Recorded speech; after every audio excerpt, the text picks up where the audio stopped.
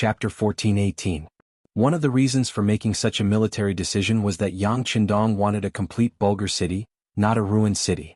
Not only that, he also wanted the Mongolian soldiers in the city. Considering the long journey, if the country sent troops here for everything, the losses would be too great.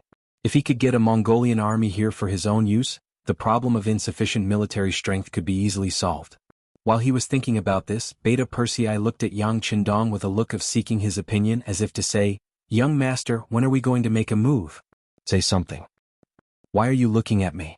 Just follow the plan." Yang Qindong rolled his eyes at Beta Persei and turned his head to the side. He knew that the other party was asking for his opinion. After all, according to the rules, once a military plan was formulated, even a leader like him could not casually intervene or change it. The reason why second young Master Yang was still looking at him like that was because he wanted to personally go to the battlefield. Speaking of which, this person was really wrong to be his family general. He should be leading the army to gallop on the battlefield and expand the territory. Yang Qindong did not agree to let Beta Persei follow the army. Swords had no eyes, and now there was no one more convenient by his side. He did not want to see anything happen to Beta Persei. There were many things that he had to do himself. Beta Persei, who did not get permission to fight, looked a little wronged. As a man in his 30s, he pretended to be a wronged little wife. It was difficult for the burly Beta Persei.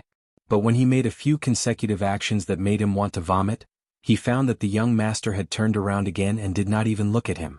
He knew that his performance was in vain. The young master had made up his mind not to allow him to participate in the battle. He could only put away his wronged face and said to Badao Jiang, the deputy captain of the Black Cavalry Brigade who was watching the show, "Go and pass on the young master's order. Everything will be done according to the previous plan." When Ba Daojiang saw Yang Er's darkened face, he quickly put away his sinister smile and agreed with a serious expression.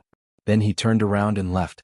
According to the military plan, a part of the new 2nd Army's infantry division and a part of the foreign Russian army were the first to sneak into Bulgaria. The infantry division's commander, Yang Chunfeng, was a student of the Yang Family Academy in Chilean City. He was a standard Han Chinese, but he learned Mongolian and Russian well in the academy. In the final military thesis examination, he was ranked at the top. After graduation, he went directly to the army and started as a platoon leader. Along the way, he made countless contributions and became the commander of the new 2nd Army's infantry division. This person was rough but meticulous, and he was proficient in 3 languages. It was reassuring to leave this kind of infiltration mission to him. The commander of the White Russian division was given to Nikolaev. This person's qualifications and ability were naturally not enough, but he had a bitter background.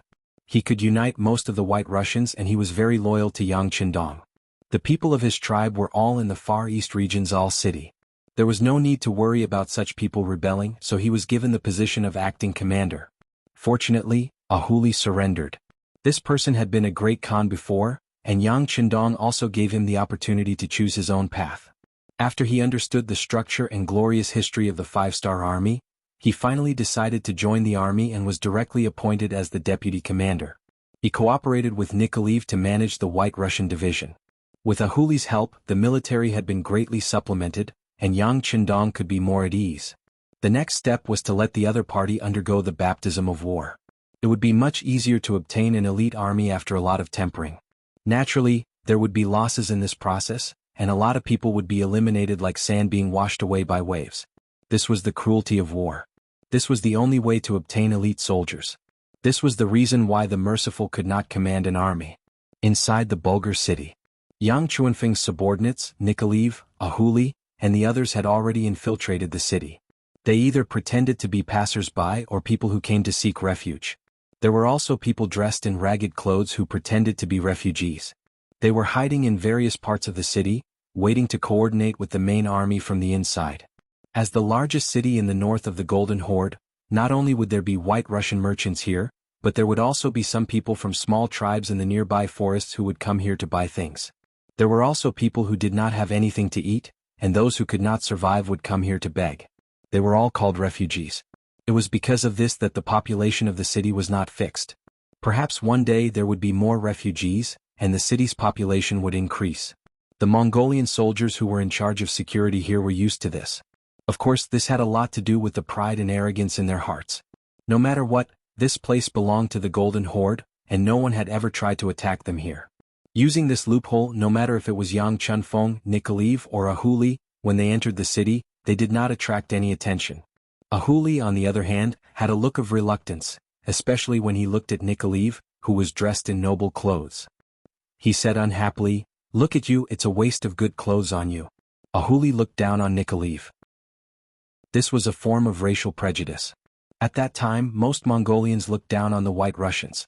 After all, they had suppressed them for more than 200 years. But how could Nikoliv look up to Ahuli? Hearing these complaints, Nikoliv snorted and said, "I am now the acting commander, and you are only the deputy commander. According to the rank, I am higher than you, and I have to listen to the commander's orders. Don't you know that?" This time Ahuli did not say anything. He just snorted to show his dissatisfaction. He was willing to join the 5-star army not because of Nikoliv. He really saw many Mongolian brothers in the 5-star army, and he heard from them that many Mongolians were living better and better under King Wunan of Damyang. As mentioned before, Ahuli was a Mongolian Khan with his own ideas. He was a leader who wanted to let the people under his rule live a better life. To achieve this goal, he had made a lot of efforts and made a lot of concessions. For example, in the original Great Crow City, there were many White Russians there, but they had never seen him bully anyone. This was proof. He had ideas and made efforts, but the effect was not good. Later he thought about it, and it was because he was not big enough. Now Yang Chendong was here. He had more ideas than him and he did things better. More importantly, he was strong enough. Not only did he have a vast territory, but he was also very rich. Ahuli, who knew all this, did not mind hitching a ride. His request was very simple. He wanted the Mongolians to live a stable life and not have to worry about food. For this goal he almost lost his life. Now he was just one of Yang Chendong's subordinates. What was so unacceptable about it? Ahuli surrendered to Yang Chendong, not Nikoliv. Especially when he found that Nikoliv had a deep prejudice against the Mongolians, he would often talk back to him. He was venting his dissatisfaction, and also reminding Nikoliv not to be prejudiced against the Mongolians. After being a Khan for so many years, he knew when to stop. This time, after reminding Nikoliv, he did not say anything. Instead, he stared at the Mongolian general's residence across the street. He had already asked around. This was the residence of the Bulgar general. If he could control this place as soon as he made a move, then everything would be much easier. After noticing Ahuli's gaze, Nikoliv's expression became much more serious. "I say, Vice Division Commander, when we make a move, can you guarantee that you can control this place?" There was a trace of uncertainty in his voice. After all, Nikoliv was only someone from a small tribe. Although he was very brave, his experience was limited. Compared to before, when he was just a poor boy, there was too much of a difference between him and this so-called general. Where did his confidence come from? On the other hand, Ahuli's face was indifferent. He was someone who had been a Khan. What kind of situation had he not seen before? It was just a general of a city. Naturally, he would not be scared. "It's fine. When we make a move, I will be the first to rush in. You just need to bring people to guard the outside and prevent anyone from escaping." Okay. Hearing such a promise, Nikoliv nodded in relief. Although he hated the Mongols deep in his bones, if it were not for them, his tribe would not have to live such a poor life. However, he was still very confident in Ahuli's ability. Since he said so, there should not be any problems. Nikoliv, who was pretending to be a rich White Russian merchant, walked slowly on this street. From time to time, he would stop in front of some open-air stalls and ask about the price of some goods. It seemed that there was nothing wrong with it, but in fact, his heart was in a mess. This was the first time he had carried out such a mission. In the past, he only thought that when two armies fought, they would pull apart their stances and compete with courage and perseverance. However, after joining the 5-star army, he realized that even if it was a war, there was a very special way. If he used it well, he could win with fewer people and win with the weak. Like a studious student, Nikoliv studied with all his might. It was because of this spirit and his innate affinity that he was able to become friends with many White Russians. Yang Chendong appointed him as a substitute teacher. The panicked Nikoliv forced himself to calm down. However, his panicked eyes still betrayed him. From time to time, he would look at the general's residence in the distance. At the same time, he kept asking himself, why hasn't the main force of the 5-star army attacked yet? As if they felt his call, the street suddenly became chaotic. Many Mongol soldiers were running towards this street. Obviously, something urgent must have happened. They were here to report. Chapter 1419. Stop them. Out of instinct, Nicholas shouted to the people on both sides of the street. Then hundreds of strong White Russian men rushed out. Unknowingly, they had sharp cavalry swords in their hands. Seeing more and more soldiers gathering around him, Nicholas couldn't help but let out a sigh of relief. Then he thought of Ahu. He wanted to see if Ahu had already made his move. After all, he didn't have enough people with him. They wouldn't be able to hold on for long. When he turned around, he realized that the door of the great general's residence was already wide open and he could vaguely hear the clashing sounds of swords and sabers coming from within the residence. This meant that Ahuli had already made his move. Nicholas heaved a sigh of relief. Then he turned to the White Russian soldiers who were gathering around him and said, "Hold on, don't let anyone rush into the general's mansion." As Nicholas spoke, he took a cavalry sword from one of the soldiers.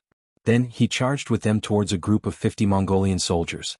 They were now warriors and they were no longer the rootless trees from before. Recently, they had also gone through the training of battle formations. Even though they had not fully grasped it, they still managed to cut down the 50 Mongolian cavaliers with their advantage in numbers. After a quarter of an hour, only the White Russian warriors led by Nikolai were left standing on the street. Clean up the battlefield, finish off those who should be dealt with. Treat the injured soldiers immediately. Thinking about the battlefield knowledge that the soldiers of the 5-star army had taught him, Nicholas shouted out. After that, the soldiers started to get busy again. Screams of agony sounded out again. Those were the screams of the Mongol soldiers who hadn't died yet. Some of the soldiers took out the bandages they carried with them and wrapped them around the wounds of their injured comrades. Due to the limited conditions, they could only stop the bleeding first. After the battle, there would naturally be medical personnel from the 5-star army to treat them. Just as these were done, the sound of horse hooves came from afar. Nicholas looked over and his face turned ugly. It's actually the Mongolian cavalry. There are about 80 of them. Looking at his side, there were less than 70 soldiers who could still fight with light injuries. In terms of numbers, they were already inferior to the enemy, not to mention infantry against cavalry, which was a natural disadvantage. "Master, what should we do?" A few Russian officers asked Nikolai nervously. "Don't panic. Set up obstacles. Don't let the cavalry rush over so quickly." Nicholas looked to the left and right of the street, and his gaze landed on the wooden boards of the stalls. He pretended to be calm and said, "The chaos just now had already scared away the peddlers and merchants. Many people didn't even take their goods with them because they were afraid of being implicated." After receiving the order, the White Russian soldiers immediately ran to the left and right, taking out everything that could be lifted from both sides of the road and throwing them on the road to form a simple barrier. He knew that these things wouldn't last long, but he had no other choice but to do this. Right now, he could only hope that the main force of the 5-star army would arrive quickly. He hoped that Ahuli would be able to deal with the general's manor quickly. At the very least, it would be much safer to hide there. The Mongolian cavaliers who came from afar had already seen the obstacles on the road and also saw the corpses of their own soldiers. Their expressions changed drastically and they became very ugly. One of the young generals said angrily, "Release the arrows. Kill these White Russian bastards." After receiving the order, the Mongolian cavalry took out the bows on their backs and started to knock the arrows. Following this, the sound of arrows piercing through the air rang out as they flew towards the White Russian soldiers. "Find a place to hide, quick," Nicholas shouted as he hid behind a thick wooden board. Just as he finished doing that, the arrows fell and hit the wooden board, creating a series of banging sounds. As a race that grew up on horseback, the Mongolian cavalry's archery skills were very high, and there were very few who could match them. When this wave of arrows came, many of the White Russian soldiers were hit because they didn't hide well enough. There were also some who didn't find a suitable place to hide, and the arrows still pierced through their bodies. Cries of agony rang out around him, which meant that more and more White Russian soldiers had lost their lives. Hearing this, Nikolai bit his lips. His right hand gripped the saber so tightly that it turned white. After a few rounds of arrows, the Mongolian cavalry had arrived in front of the obstacles. Following this, the cavalry at the front dismounted and started to move the objects. There were also some bleeding corpses. "Kill?" Feeling the Mongolian cavalry's aura getting closer and closer, Nicholas looked through the gap between the cover and saw that the distance between them was less than 6 meters. He knew that this was the best time to counterattack, so he shouted and led the 30 or so White Russian soldiers who weren't injured to charge out. The sudden battle cry did not cause the Mongolian soldiers to panic. On the contrary, one of them even smiled savagely and charged at Nicholas with a machete. An instant later, the two sides clashed, and the cruel battle of life and death began. As both sides fought, the Mongolian cavalry were unable to shoot their arrows. They simply dismounted and charged over. They wanted to surround Nicholas and the others and kill them all. They did not want to let a single one of them escape. Facing the Mongolian soldiers getting closer and closer, Nicholas only turned around to look at the general's manner before giving up on the idea of entering. He did not want to be looked down on by a huli, and he did not want to be a burden to him. Soldiers, let's go all out. Our names have already been registered. Even if we die in this battle, our families and people in Bugnam of Gojoseon will take care of us. Even if we die, what is there to fear? Seeing that more than 10 of his brothers had died in the battle in a short period of time, Nicholas knew that they were doomed this time. Therefore he simply gave up on his fantasy and roared loudly with the thought that killing one was enough to break even, and killing two was a win for him. After joining the 5-star army they had to register. Even if they were just auxiliary soldiers, this way if something happened to them, their heirs would be able to receive compensation from the 5-star army. This was a form of protection for everyone, and they would not have to worry about what happened after they died on the battlefield. In the past, when there was a war between tribes, if one died, then one's wife and children would become slaves. Now, they were people with an organization. If something happened, not only would their families be able to receive compensation, if someone dared to bully the family of a martyr, they would just have to find an official and someone would support them. It was because of these policies that no one had ever heard of or even thought about before that when Yang Qindong said that he wanted to establish a division outside of Russia, the enthusiasm of the applicants far exceeded everyone's expectations. These people were carefully selected, and those who were not in their prime were not accepted. Otherwise, not to mention 20,000 people, even an army of 50,000 could be gathered. Hearing Nikolaev shout, the remaining dozen people also had a look of determination to die. Since everything had been arranged, what else was there to worry about? They would just kill. As the saying went, the soft feared the hard feared the unreasonable, and the unreasonable feared those who did not care about their lives. When the dozen Russian soldiers became fugitives, facing the Mongol soldiers who were many times their number, they no longer defended. Instead, they continuously attacked, and the momentum of the Mongol soldiers became sluggish, and they could not help but take a few steps back. Only then did they avoid the Russian soldiers. Come, isn't it just death? Who's afraid of who? Nikolaev borrowed the momentum from before to cut down 2 Mongolian soldiers. At this moment, his momentum was at its peak, and when he spoke, his voice was a bit louder. Lunatics, a bunch of lunatics. Don't waste words with them, just shoot them to death. When the Mongol soldiers saw that Nikolaev and his men were not afraid of death and wanted to drag them down with them, they shook their heads and retreated to open up the distance between them. At the same time they took out their bows and arrows and prepared to shoot. Seeing the Mongol soldiers take out their bows and arrows, Nikolaev was shocked and quickly tried to find cover. However, in such a short period of time, where could he hide? Just as he thought that he was going to die, a voice suddenly shouted, "Put down your weapons immediately, otherwise your general will die in front of you." The one who shouted was Ahuli. At this moment he had already walked out of the general's residence, and in his right hand he was holding the Mongol general. In that short period of time he had brought his own personal guards into the residence, and after a fierce battle, he had captured the enemy general. It was only because Bulgar city had not been in a war for many years that there were less than 50 soldiers defending the residence that Ahuli was able to deal with them in such a short period of time, saving Nikolaev's life. With their general being held hostage, the faces of the Mongol soldiers turned ugly.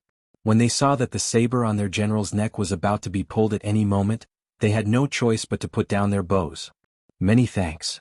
Nikolaev, who was still in shock, walked to Ahuli's side and said in an unnatural manner, "If you really want to thank me, why don't you let me be your division commander?" Ahuli suddenly made a request. Nikolaev was stunned at first, but he quickly reacted and shook his head. The acting division commander is personally appointed by Bugnam of Gojoseon. If you have the ability, go find Bugnam of Gojoseon to change your military order. Don't worry, the position of division commander will be mine sooner or later. Ahuli said without a care. The two of them were still bickering, but after what happened just now, it was obvious that their relationship had become much closer. In the words of the future, they had formed a revolutionary friendship. Chapter 1420. With the Mongolian general under control, Yang Chunfeng led the 5-star army hidden in the city and took down the unguarded city gate. Without a unified command, the Mongolian army fell into chaos. Then, a large number of new 2nd Army cavalry soldiers rushed into the city of Bulgar. From then on, the city was surnamed Yang, forever separated from the territory of the Golden Horde. By the time Yang Qindong entered the city under the protection of the Black Cavalry, the security of the city had returned to normal. With strict military rules, no soldier dared to disturb the people. When the city was taken, only the Mongolian soldiers were hurt. The city is not big, but the population is not small. Yang Qindong walked on the street looking around casually, then shook his head gently. Yes, I heard that Bulgar is the largest city in the north of the Golden Horde. Many people living nearby often come here to exchange for what they need. Beta Persei told Yang Qindong some of the things he learned before. It's a pity that the Mongolians seem to be used to a nomadic lifestyle. They don't know how to make use of such good conditions. Haha, but this time we are here, everything is different. Watch how I build a big city here. A sufficient population and abundant untapped resources. All of these were boundless wealth in Yang Qindong's hands. Beta Persei naturally believed Yang Qindong's words. He nodded heavily and said flatteringly, "Of course, who is the young master? There is only one such person in the world." Yang Qindong, who was elated by this sentence, laughed and said, "Well, young heir, you're so good at complimenting people. Well, tell me, do you have something to ask of the young master?" He was in a good mood and also joked. This. Beta Persei rubbed his hands and looked at Yang Qindong with a smile and said, "Young master, it is said that the Mongolian cavalry is good at charging. If you want to fight with them this time, can you let me lead the charge?" He knew that Beta Persei wanted to lead the army. He was a person who loved to fight and kill. Yang Qindong sighed and thought about it before agreeing. "Well, if that's the case, I will arrange it for the young master when there is a chance." "Thank you, young master, thank you, young master." Beta Persei, who got Yang Qindong's agreement, immediately smiled. He felt that he was getting older and older. He was afraid that if he wanted to go on the battlefield, the chances would only get fewer and fewer. Since that was the case, he should take advantage of his youth and strength to perform well. When he got older and had a group of children and grandchildren, he would have something to brag about. Yang Qindong didn't know what Beta Persei was thinking. As someone close to him and his own family, he would take care of him if he had the chance. Although charging on the battlefield was very dangerous, it was not enough to make him worry about Beta Persei. After all, his status was there, and there would be many people to protect him on the battlefield. What he needed to do now was to consider his next move. If taking down Bulgar was revenge on the Golden Horde for daring to attack Wu Sheng's Third Army, then destroying the entire Golden Horde was a necessary step for him to take over the world and make the Han Chinese the king of the world. Beta Persei passed down the order. All officers of the deputy division level and above should go to the general's mansion in the city for a meeting. Yang Qindong already had various ideas in his mind, and it was time for him to implement these decisions. The meeting was held in the general's mansion. Yang Qindong presided over the meeting, and he announced a series of military and city governance policies. 2 hours later, the generals received their orders and left. Then the granary in the city was opened. But unlike other places, this time they did not open the granary to release grain, but bartered with grain. To put it bluntly, it was to let the people bring all kinds of things to the general's mansion to sell, and then buy them in the form of Han coins. Then the people took these Han coins to the granary to buy grain and daily necessities. For example, refined salt, white sugar, soy sauce, and iron pots. The 5-star army also bought all kinds of things such as scrap metal, used weapons, and the furs of the wild beasts in the mountains, as well as horses and sheep.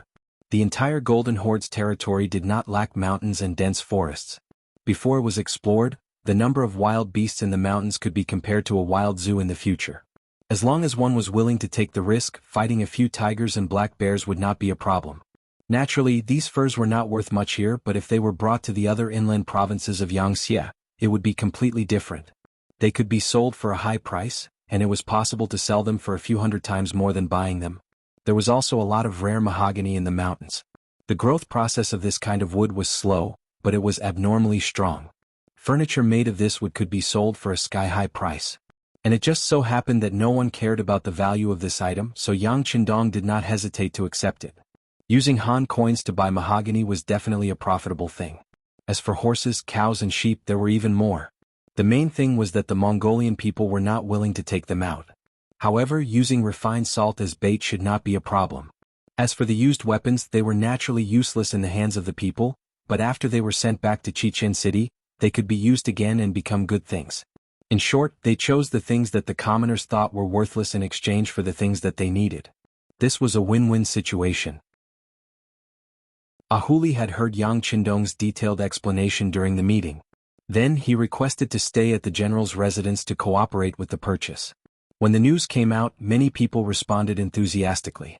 They took the items that Yang Qindong wanted and exchanged them for a large amount of Han coins, then went back to the granary to buy what they needed. Ahuli's eyes widened. He saw the enthusiasm of the people, the huddling of the people, and the support of the people. This matter was fully in charge of the sacrifice. Speaking of which, he could be considered an all-rounder in both military and civilian affairs. When you get on a horse to conquer the world, when you get off a horse to rule the world, you get off a horse to rule the world. When he saw Ahuli's excited and enlightened expression, he patted his shoulder and said, "Learn, the great Bugnam of Gojosian is omnipotent." Yes, Bugnam of Gojosian is too amazing. This move not only allowed the people to quickly accept the new currency, but also received sincere praise and support from the people. Presumably, after this incident, the people no longer want the 5-star army to leave this place. If someone insists on doing this, then they will become the common enemy of the people. Ahuli was indeed a smart person. From this incident he was able to see deeper things. Hearing this, Ahuli kept nodding. Then, when he looked to the south, he was already thinking that Yang Qindong would not have a problem conquering the Golden Horde. The question was how long it would take. At first, he was still not confident that he could defeat the Golden Horde and the Rasi principalities with only a few 100,000 soldiers. But now he knew that once he won the hearts of the people, he could get as many soldiers as he wanted.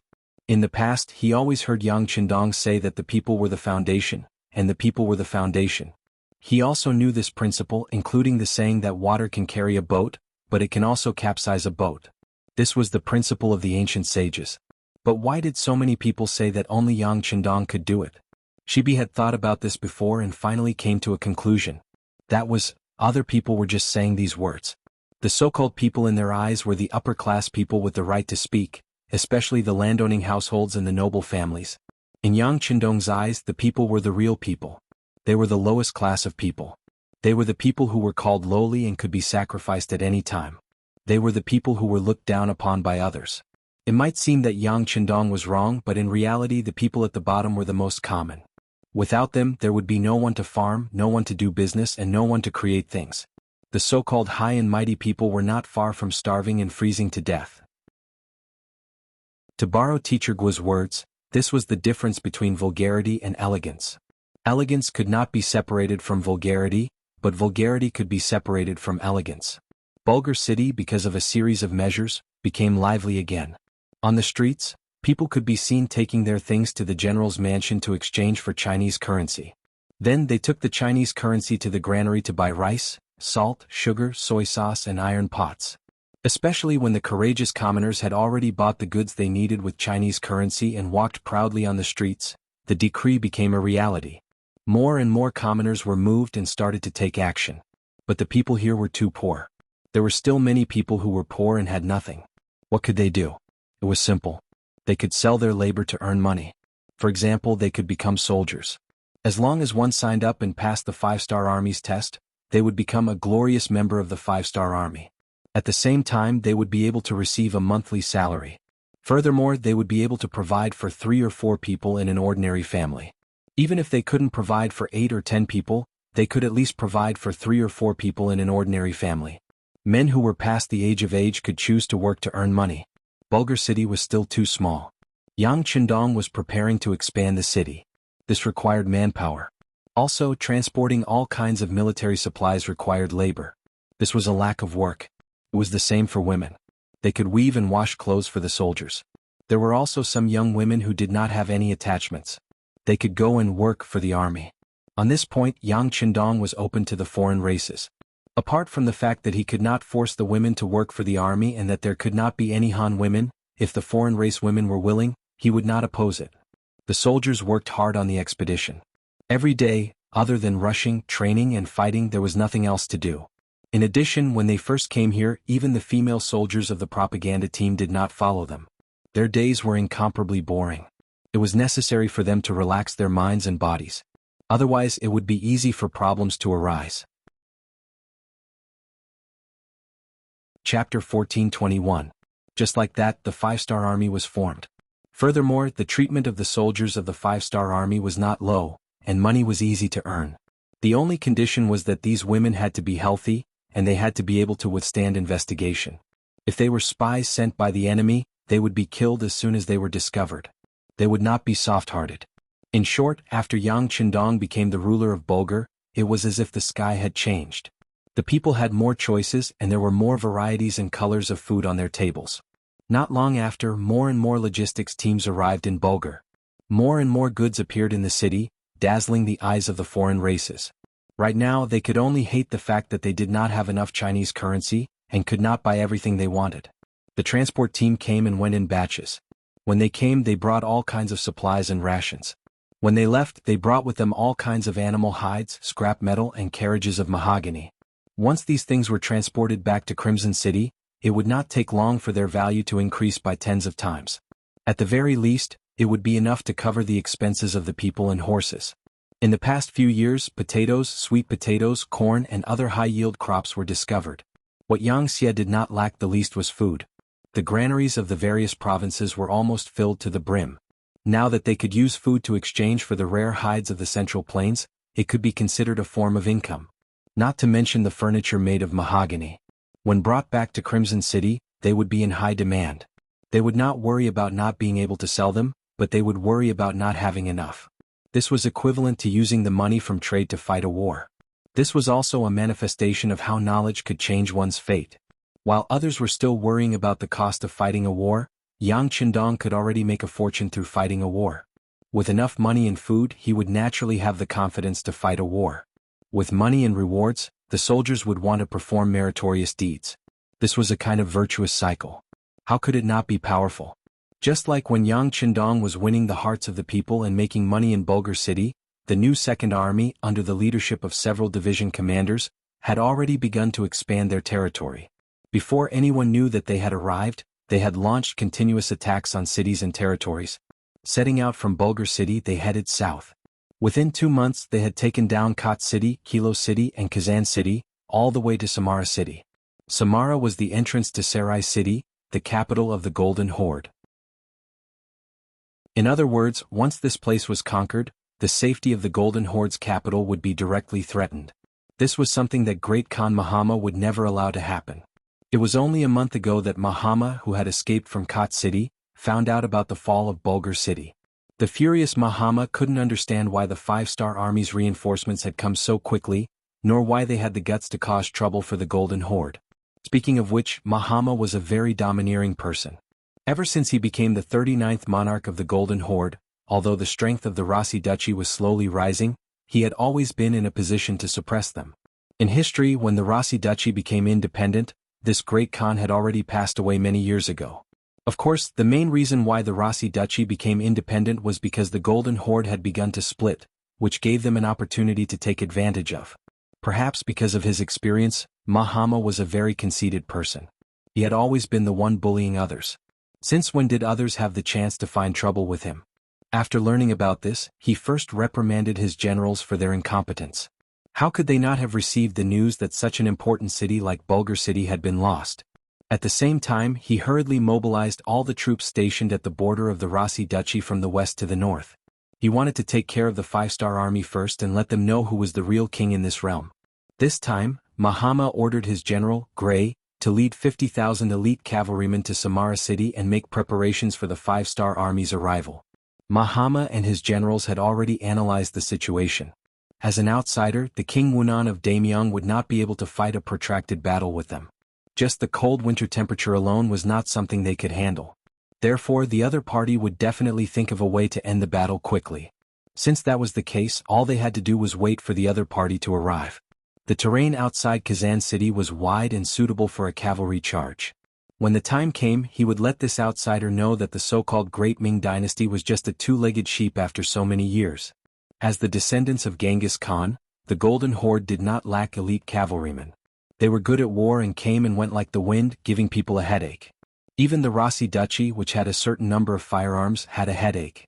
Speaking of the Rasi Duchy, after Ivan's army was defeated in Tove City, he returned to Moscow unwillingly. Not long after he entered the city, he received news that after Wu Sheng's Third Army and the 5-star Army's reinforcements met up, they left the destroyed Tove City and headed for Oxino City, occupying it. While they were recuperating, they were like a tiger watching a nail over the Rasi Duchy. As the saying goes, how could one allow others to sleep beside one's bed? The five-star army's actions were seen as a threat and a provocation by the Rasi people. Not long after Ivan entered the city, he received news that his father-in-law was going to send troops to eliminate the five-star army. At the very least, they were going to be chased out. With regards to his father-in-law's decision, Ivan raised both his hands in approval. Especially after fighting a battle with them and witnessing their abilities, he was even more convinced. In his eyes, the five-star army was an existence that was on par with the Golden Horde. In the main hall, when Ivan arrived, all his generals were already standing there. They were listening to Vanya's report on the Battle of Tove City. Vanya knew the importance of this matter, so he did not exaggerate. Instead, he reported the entire battle truthfully. At the end of his report, he even said, "I don't think there was anything wrong with our command in this battle. I can only say that the five-star army's cavalry was too strong. The five-star army's ability was even stronger than the elite cavalry of the Golden Horde. They were not even afraid of the rumbling of cannons. They were a terrifying opponent. Stronger than the cavalry of the Golden Horde." After these words were spoken, many people in the imperial court chuckled. It was no wonder that they thought so. The Golden Horde was one of the purest descendants of the Mongol army. Many of their cavalry started practicing archery when they first learned how to walk. Who could possibly be their opponent? In the face of such mocking laughter, Vanya did not respond. On the contrary, he maintained his silence. This was his way of protecting himself. The reason why he was not a direct descendant of the Grand Duke of Blindness, but still had his own position in the court, and others could not do anything to him, was because of this caution and carefulness. After all, he had already spoken the truth. As for whether they believed it or not, it had nothing to do with him. Seeing that Vanya did not respond, Ivan, who had just arrived, was not happy. His face darkened as he said, "Everyone, there is nothing funny about this. The strength of the five-star army's cavalry will only be beyond your imagination." Ah! It would have been better if Ivan did not speak. His words caused even more laughter. What's going on? The smart Ivan sensed that something was wrong. He also did not know that when the news of his defeat came, Tugnev of the Vyatka city said in the court that their young master would definitely exaggerate the strength of the five-star army's reinforcements to reduce his own guilt. At that time, many people heard it. Now that Ivan said it like this, wasn't it a confirmation of his words? Everyone recalled Tugnev's words. No wonder they laughed so loudly. The blind Grand Duke was also present that day. He also heard what Ivan said. When he saw his son Ivan jump out, his expression was not good. "Ivan, it's good that you're back. This battle has been hard on you. Go back and have a good rest." This was telling him that he would not be needed in the upcoming battle against the five-star army. How could Ivan be willing to let this go? He immediately wanted to refute loudly, "Father-in-law, your son? Enough, this is an order, not a discussion." The blind Grand Duke displayed the dignity that a person in his position should have. Then he ignored Ivan and asked the ministers, "Oxino City is our territory. Our citizens are there. We must take it back. Who is willing to lead troops to complete this extermination mission?" Tugnev, who had long wanted to show off his skills, was waiting for these words. He immediately stepped out and said, "This general is willing." Speaking of which, Oxino City was actually one of Tugnev's areas of influence. If there was trouble there, as the true master, he definitely could not stand by and do nothing. The court meeting ended. Ivan was left behind to meet with his father alone. When there was no one else around, Ivan looked at his father with an unconvinced expression. He believed that his wise father-in-law would definitely give him a reason. "Are you unconvinced?" Although his vision was limited, especially in his left eye, the Grand Duke of Blindness could still sense Ivan's dissatisfaction. Ifan didn't hold back. He was indeed very emotional. "Father-in-law, what your son said is true. This five-star army cavalry is very strong. If we don't pay attention to them, our army will definitely be at a disadvantage. Father-in-law believes what you said." Before Ivan could continue, the blind Grand Duke had already concluded. This time, Ivan was at a loss for what to do. Fortunately, the blind Grand Duke continued speaking. "Since you are so sure, what is there to worry about? Some people will definitely hit a nail on the head. Some people will definitely look down on their opponents. Since that is the case, why not let them suffer some losses? Whether it is the five-star army's defeat or Tugnev's defeat, it is not a bad thing for our duchy, is it not?" Chapter 1422. At this moment, Ivan suddenly realized that his father-in-law wanted to use the five-star army to wear down Turgenev's strength. "Sai, you should know that your father-in-law has been painstakingly managing the Rossi principalities all these years, but not everyone supports our actions. For example, Maxim, Turgenev, and Vanya are the representatives. They have their own territories, their own forces, and even their own armies. They also have a group of nobles who are dissatisfied with us supporting them. Unless there is a legitimate reason, we can't do anything to them. If that's the case, why don't we let them fight the five-star army? Just as you said, the opponent is very strong. Let them fight it out among themselves. When the time comes, whoever wins or loses will be beneficial to us." This was the Duke's plan. Ivan finally understood and was in a good mood. "Father-in-law, I was wrong." Seeing that his son understood his father's decision so quickly, the blind Duke was also very happy. But then he asked worriedly, "Is the five-star army's cavalry really that strong? Turgenev won't defeat them, right?" "Absolutely not. If we are cautious, we might be able to use a large number of cannons and double the number of soldiers, but with Turgenev's arrogance, we will definitely lose," Ivan said with an incomparably resolute tone. As for Turgenev, after receiving the military order in the court, he returned to his residence in high spirits and began to mobilize his troops. He didn't believe Ivan's words. As for Vanya, although he was also on their side, he had always been timid and cautious. His words were also not trustworthy. This time he wanted to teach the five-star army a lesson and let them know who was the real strong on the battlefield. He wasn't the only one who thought so. The nobles who supported Turgenev also had the same opinion. Although they didn't have much contact with the Han army, they had fought with the Golden Horde for more than 200 years. From their words, it was clear who was stronger between the White Russians and the Han army. The Han people were called two-legged sheep by the Golden Horde. According to them, when faced with the attack of the Mongol cavalry, the Han people either fled or surrendered. They didn't even have the courage to resist. In comparison, the White Russians were much more courageous. Didn't this prove that they were stronger than the Han army? With the support of the nobles, provisions were naturally no longer a problem. Turgenev took his own 80,000 soldiers and the 20,000 soldiers he got from the Grand Duke of the Blind, a total of 100,000 people, 100 cannons and 10,000 muskets to the north. In Kazan City, Yang Qindong arrived at the city under the protection of the Black Cavalry. Behind him, not only had Bulgar been liberated and a large amount of trade had begun. Even Kot City and Kilo City, which had been taken down, had also begun to reform.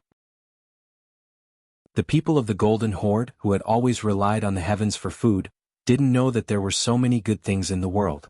Moreover, they didn't need to fight or risk their lives. As long as they worked hard, they could obtain all of this. With food and water and the hope of a better life, the three cities were quickly stabilized and more Mongolian citizens were willing to work for them. Regardless of whether it was building the city, reclaiming the land, building roads, or mining, they were all very enthusiastic. Just like what Yang Qindong said before, these people had been suffering for too long. Now, as long as they put in some effort, no one would be stupid enough to go against the five-star army. In the face of a bright future, the so-called ethnic background was worthless. If they didn't study, they wouldn't have the wisdom of the people. These people also had their own advantages. It was very simple to distinguish right from wrong. They would help whoever was good to them. As for ethnic background, the barbarians didn't care too much about it. Of course, there were some troublemakers among them. Yang Qindong didn't show any mercy to these people. He killed those who needed to be killed and captured those who needed to be captured. After purposefully removing the troublemakers, the rest of the Mongol people became very obedient. They also received a lot of benefits and their living conditions improved. Now, many Mongol people were worried about how long this kind of life could last. After all, the land they occupied was the territory of the Golden Horde. If the Great Khan brought his army over, would the Han army be able to withstand it? Yang Qindong didn't know whether to laugh or cry at this kind of worry. However, this was a good thing. In order to solve the worries and doubts in everyone's hearts, Yang Qindong personally came to Kazan City and went to the front line. He used his actions to tell those who had doubts in their hearts that he was at the front line. If there was any danger, it would be directed at him. Everyone could rest assured and develop in peace. They could work hard to support their families and strive for a better life. As soon as he arrived at Kazan City, a telegram came from Chichen City. It could be said that there was good news one after another. After the first successful steam engine, the field artillery was also successfully produced in batches. This had entered the final stage of development before Yang Qindong left. Now, all kinds of difficulties had been overcome and it was successfully produced. The credit for this was also due to the efforts of the first city. Yumian and Tiger's Mane fully implemented his ideas. After the first city was completely stabilized, a large number of mining operations began. For a time, a lot of iron, copper, molybdenum, coal, zinc, gold, lead and tungsten were developed and transported to Chichen City through the 3 eastern provinces. With sufficient raw materials, all kinds of experiments took a big step forward and the success rate began to increase. After ruling Crimson City for more than a decade, Yang Qindong had invested a huge sum of money into it. Now that he was finally reaping the rewards, Yang Qindong could not help but breathe a sigh of relief. The emergence of all kinds of advanced products meant that Yang Xie had taken a key step from light industry to heavy industry. The world was still dominated by cold weapons and firearms were just in a budding state. Yang Xie's various scientific research results were undoubtedly the most advanced among them. What was there to be afraid of? Just like the field artillery, it was named by Yang Qindong, but it first appeared in history in 1897. A French artillery research team formed by General Douiville, Colonel de Boer, and Captain Romeo invented the 75mm field artillery. This was the world's first modern cannon in history. The 75mm field artillery was developed according to the patent of the German Hausen. It used the long recoil principle, but Germany refused to use long recoil cannons. This kind of field artillery had a powerful power. The 75mm cannon was the first field artillery that completely solved the recoil problem. The cannon body could be slid on a cradle through a guide wheel. The cradle was mounted on the cannon frame, and the cannon frame was connected to the piston rod in the cylinder. When the cannon was recoiled, the piston would compress the hydraulic oil, and a portion of the hydraulic oil would enter the chamber through a small valve to compress the air. When the cannon reached the end of the recoil, the compressed air would return to its original position. This was the main reason why the 75mm field artillery was so good. Now Yang Qindong was the first to have it. This was the first time other than Daikara that a large cannon had been successfully created. Compared to Daikara's cannon, which required all kinds of excuses to be taken out, the appearance of the field artillery was undoubtedly a very important step forward. Although this type of cannon could only fire iron bullets, it was created through his own hard work. It was also a big step forward. Send a message to the Chichen City Munitions Factory to continue to develop explosive bullets based on the original iron bullets. Send a message to City Lord Yu Qian to coordinate with the relevant departments and find a way to move a portion of the munitions factory to the city and build it nearby. Send a message to Tiger's Mane and Yang Xie to keep a close eye on the munitions factory, especially to prevent spies from entering. If the technology is leaked, they will be killed.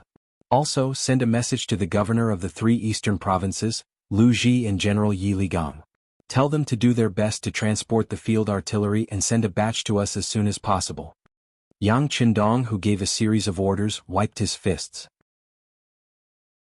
He couldn't wait to see the field artillery that could shoot up to 6 miles away in his hands, and the moment it showed its power on the battlefield. After dealing with these matters, the reform of Kazan City began.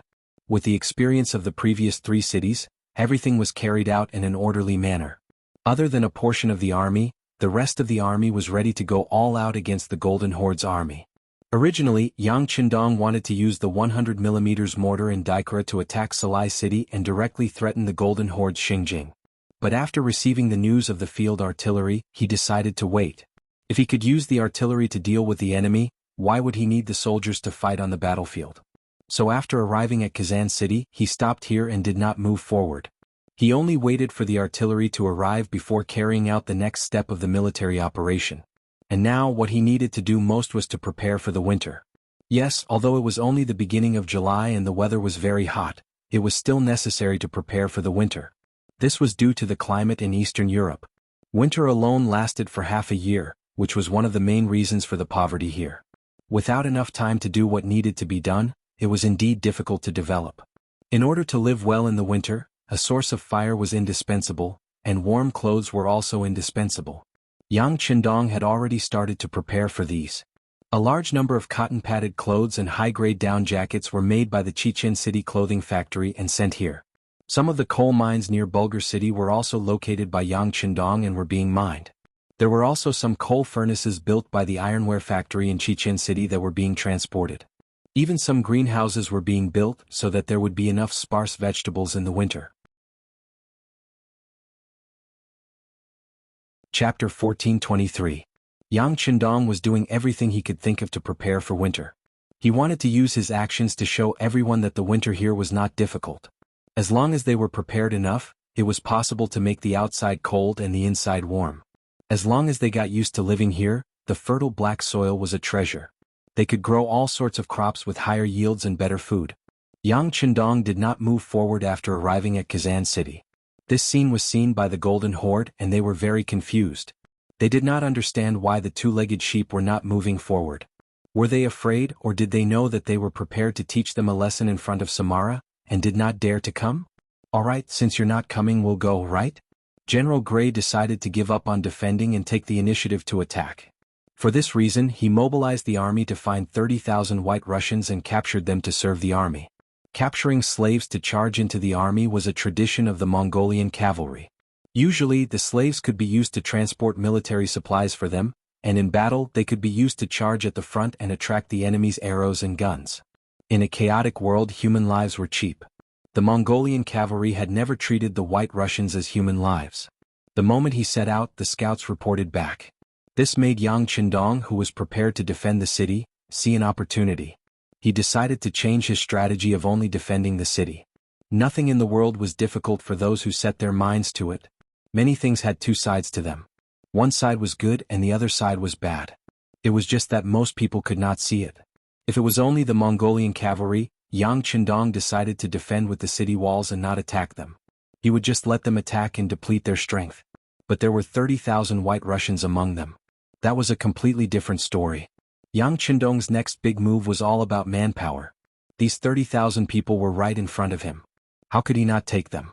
Not only that, but after considering the cost, he decided to take all 50,000 Mongolian cavalry. This way the lack of manpower would be greatly reduced. Yang Qindong summoned a group of high-ranking officers and gave them orders one by one.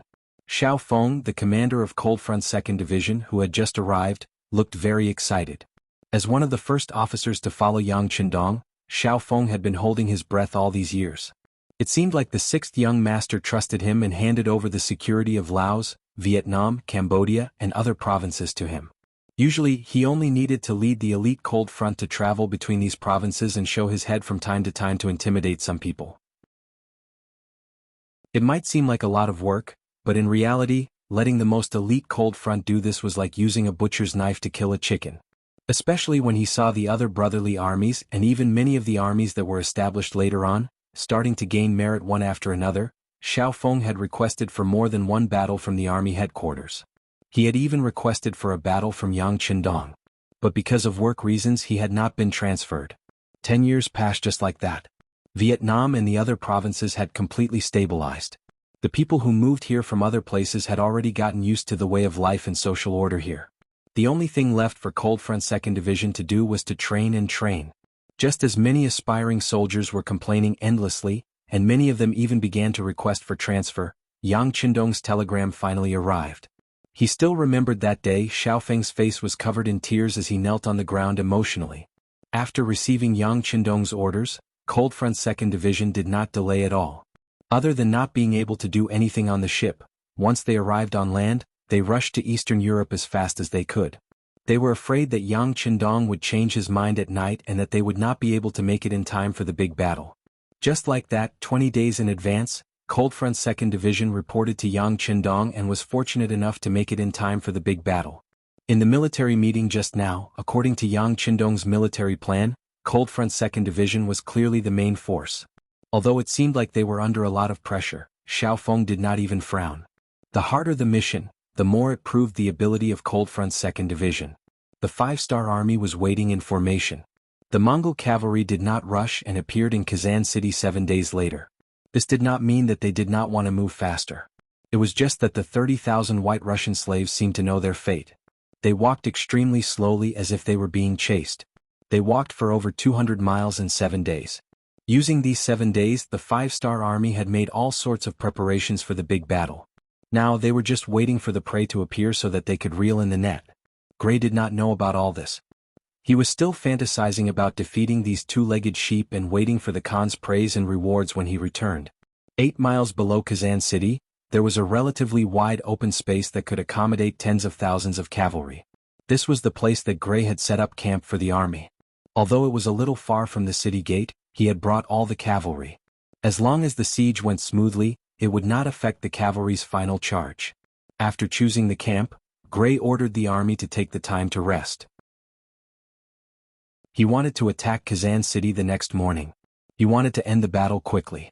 He wanted to tell everyone that two-legged sheep were still two-legged sheep.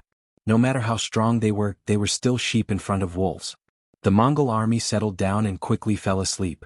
However, the five-star army did not rest. They had already slept during the day. To them it was time to work at night. Using the moonlight, the five-star army soldiers continuously exited the city and formed a huge encirclement around the Mongol cavalry camp 8 miles away. Yang Qindong did not have the intention to launch a night attack. From his point of view, they could still win if they did so. However, the price they had to pay would be too high and the rewards would be too little. This was not what he wanted. What he wanted was a complete victory and not just defeating the enemy. At the Mongol army's camp, there were already scouts who had discovered the actions of the five-star army. They quickly reported it to General Gray, who had just laid down. He was so shocked that he broke out in a cold sweat. At the same time, he asked his subordinates, "Are the barricades and other items prepared?" "General, don't worry. Everything has been arranged. If the five-star army doesn't come, then forget it. If they come, we will teach them how to behave." The general in charge of night duty said arrogantly. "Very good. However, we cannot be careless. How about this? Transfer another 10,000 cavalry over and let them defend with you. If the five-star army sneaks into the camp, then fight them back. Of course, if they don't sneak into the camp, don't act rashly. After all, it's already dark. If we attack rashly, it's easy to fall into their trap."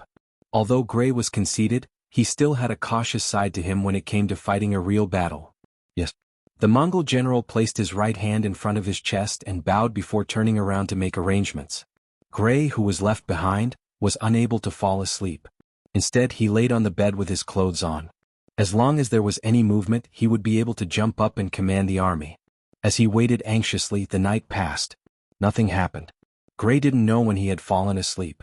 When he opened his eyes again, the sky was already bright. He suddenly thought of something and hurriedly went out of the tent. When he saw that the army outside the tent was normal and the soldiers were preparing breakfast, he couldn't help but heave a sigh of relief. It seemed like he was not sleeping too deeply. Instead, there was really no battle. Why did the five-star army leave the city in the middle of the night? The answer was quickly revealed. Just as the 30,000 White Russian slaves and 50,000 Mongol cavalrymen were eating breakfast and preparing for the big battle, soldiers started to appear around their camp. There were infantry, cavalry, Han Chinese, Mongols, White Russians, and warriors from some unknown ethnic groups. After a rough calculation, other than the road to Kazan City in the north, there were at least 20,000 soldiers on each of the other 3 sides. In total, there were 60,000 soldiers surrounding them. Ha ha ha ha. After Gray received the accurate information, he could not help but laugh out loud. 60,000 soldiers surrounding his 80,000 soldiers. What was the Han army doing? Was this a joke? Did they not know that there was no way to hide the truth? "Come, send out 5,000 cavalrymen to attack the right side. I want to see who in the world can be our opponent," Gray said with a face of confidence. The generals under him immediately obeyed. A group of 5,000 Mongol cavalrymen left the main camp and started to gather on the right side of the army. The five-star army on the right side had roughly 20,000 men. They were made up of the 2 regiments of the new Second Army, the 3 battalions of the 2nd Cold Front Division, 1,200 men, and the White Russian Division, 15,000 of which were cavalry and 10,000 of which were infantry. After taking down the 4 cities of Kazan, the White Russian Division's numbers had grown. They had gone from 20,000 men to 60,000 now. Although their fighting strength had not been fully formed, and they had not been tested by war, when they all stood out, they gave off a strong aura. The one in charge of the safety of the right side was the 2nd Regiment commander of the 2nd Cold Front Division, Zhong Guangquan. When he saw the Mongol army gathering their troops and charging towards them, a smile appeared on his face. "Haha, good timing, good timing. Come, Cold Front Division soldiers, get ready to shoot. New 2nd Army cavalry, get ready to charge. White Russians, get ready to clean up the battlefield." Knowing what his mission was, Zhong Guangquan laughed out loud as he made arrangements for his troops. After which, he personally walked in front of a light machine gun and got into a shooting position. Trap was the tactic that Yang Qindong had prepared for the Mongol cavalry. Relying on the advantage of the Cold Front Division's firepower, they would surround the 80,000 soldiers until they surrendered. With that, they would be able to capture many strong laborers. This would be extremely important for Yang Qindong's plans. Chapter 1424. How would the Mongol cavalry know about this? They only knew that their enemies were a bunch of mobs. Their uniforms were not uniform. In fact, it was rare for an army to unify their uniforms. However, why were there so many different races? There were also the White Russian and Mongol soldiers. Although they were holding swords, their arms were trembling. They were clearly a bunch of untrained commoners who had never seen life and death. Could they really fight with these people? As the elite cavalry of the Golden Horde, these 5,000 Mongol cavalry had their own pride. When they found out that their opponents were so weak, they were filled with arrogance. In their eyes, they only needed one charge to break the morale of their opponents. Then all that was left was to jump on their horses and slaughter them. One by one, the Mongolian cavalrymen laughed out loud and got on their horses. They got into formation and were ready for an assault. On the other hand, the 5-star army camp. Just as the Mongol soldiers thought, many of the sword-wielding soldiers were trembling. They were just commoners a few days ago. However, because the 5-star army gave them good treatment, they joined with the mindset of taking advantage of the situation. Some of them were so hungry that they could not take it anymore. When they found out that becoming a member of the 5-star army meant that they could eat and fill their stomachs, why would they care about anything else? The world was big, but the stomach was the biggest. As such, the recruitment process for the 5-star army was very simple. Very quickly, 60,000 people were gathered. In the following few days of military training, the soldiers of the new Second Army finally understood what it meant to be infuriated when compared to others, what it meant to be a bunch of mobs, and what it meant to be unteachable. Not to mention other things, just the fact that these new soldiers could not even tell left from right. When they walked in formation, there were all sorts of postures. There were even a few who walked with crutches. If they could not even understand the basics of walking, how could they win the battle?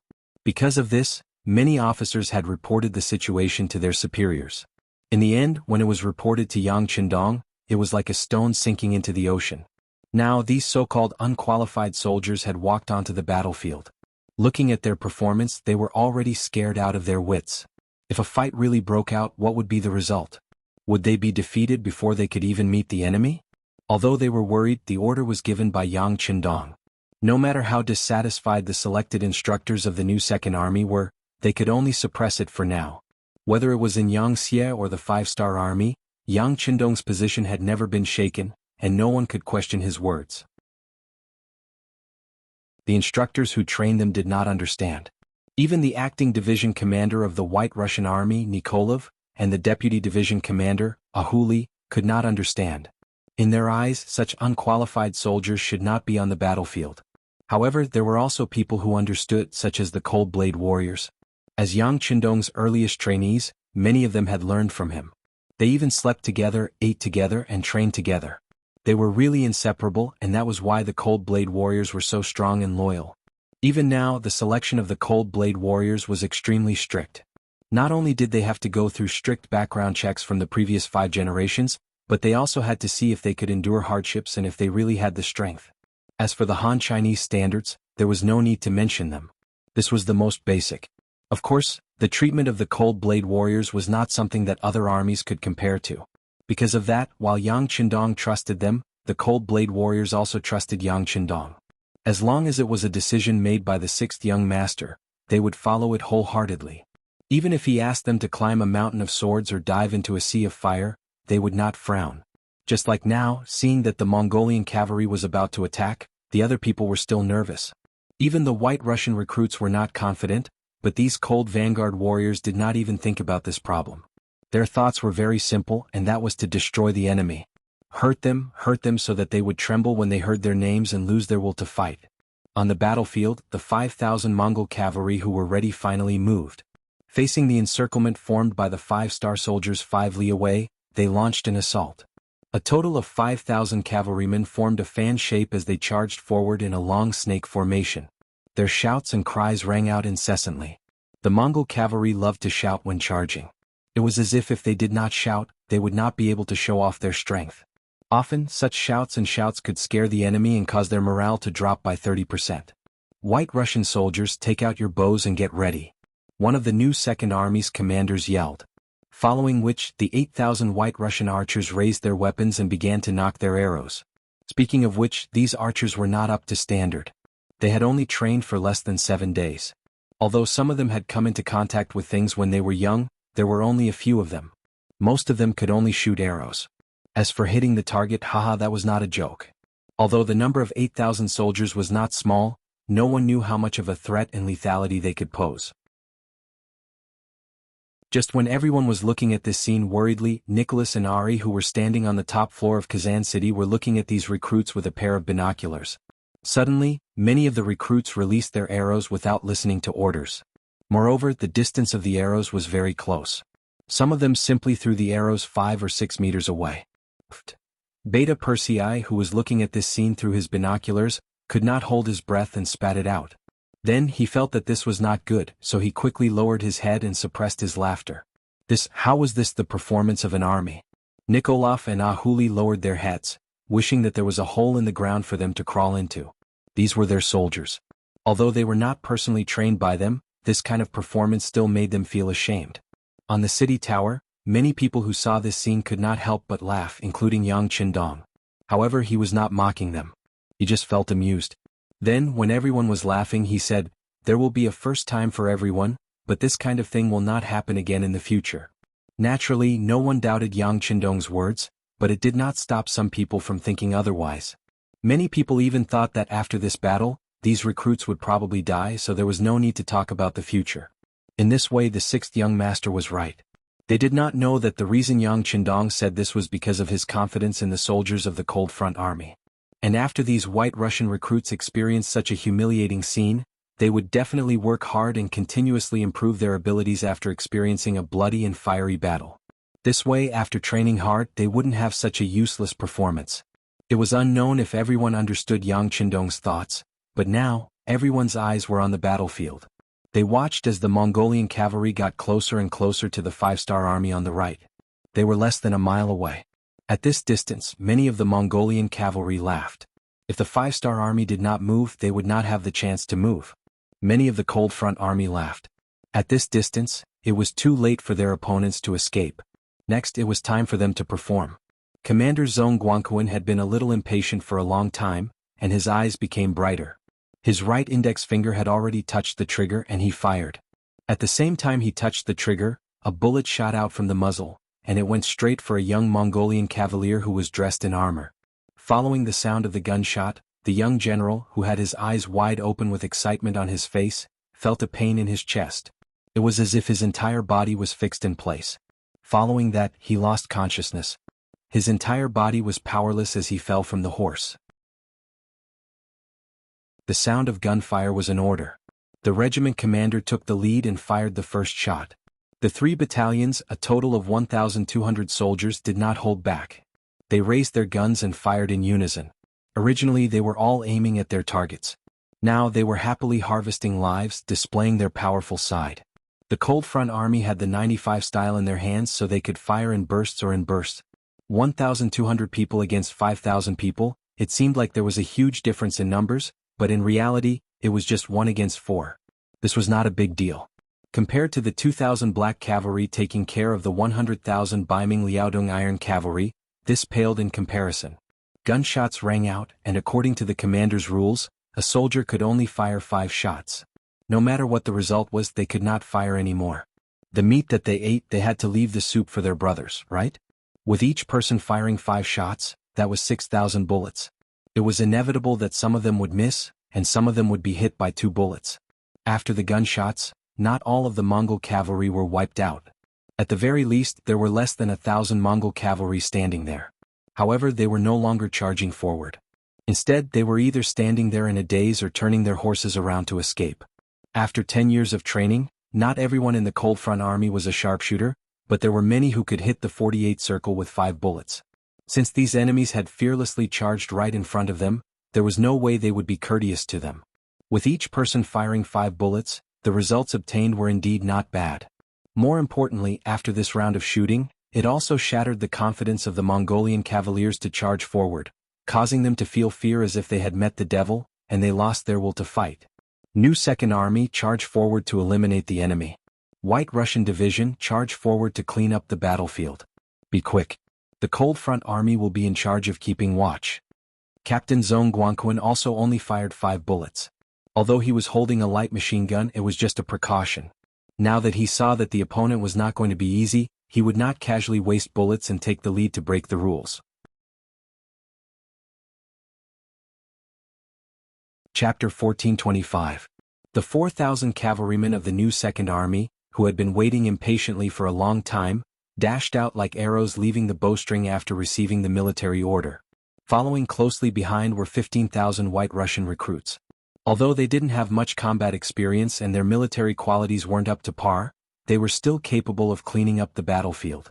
Even so, when many of the recruits arrived at the battlefield and saw the blood flowing like a river and broken limbs all over the ground, many of them couldn't help but vomit. This was normal and no one would laugh at them. Elite veteran soldiers weren't originally so iron-blooded. They were all tempered through battle after battle. In the middle of the Mongolian army, Gray saw this scene with his own eyes, and a flash of astonishment appeared in his eyes. It wasn't that he hadn't seen firearms before. His old opponent, the White Russian army, had them.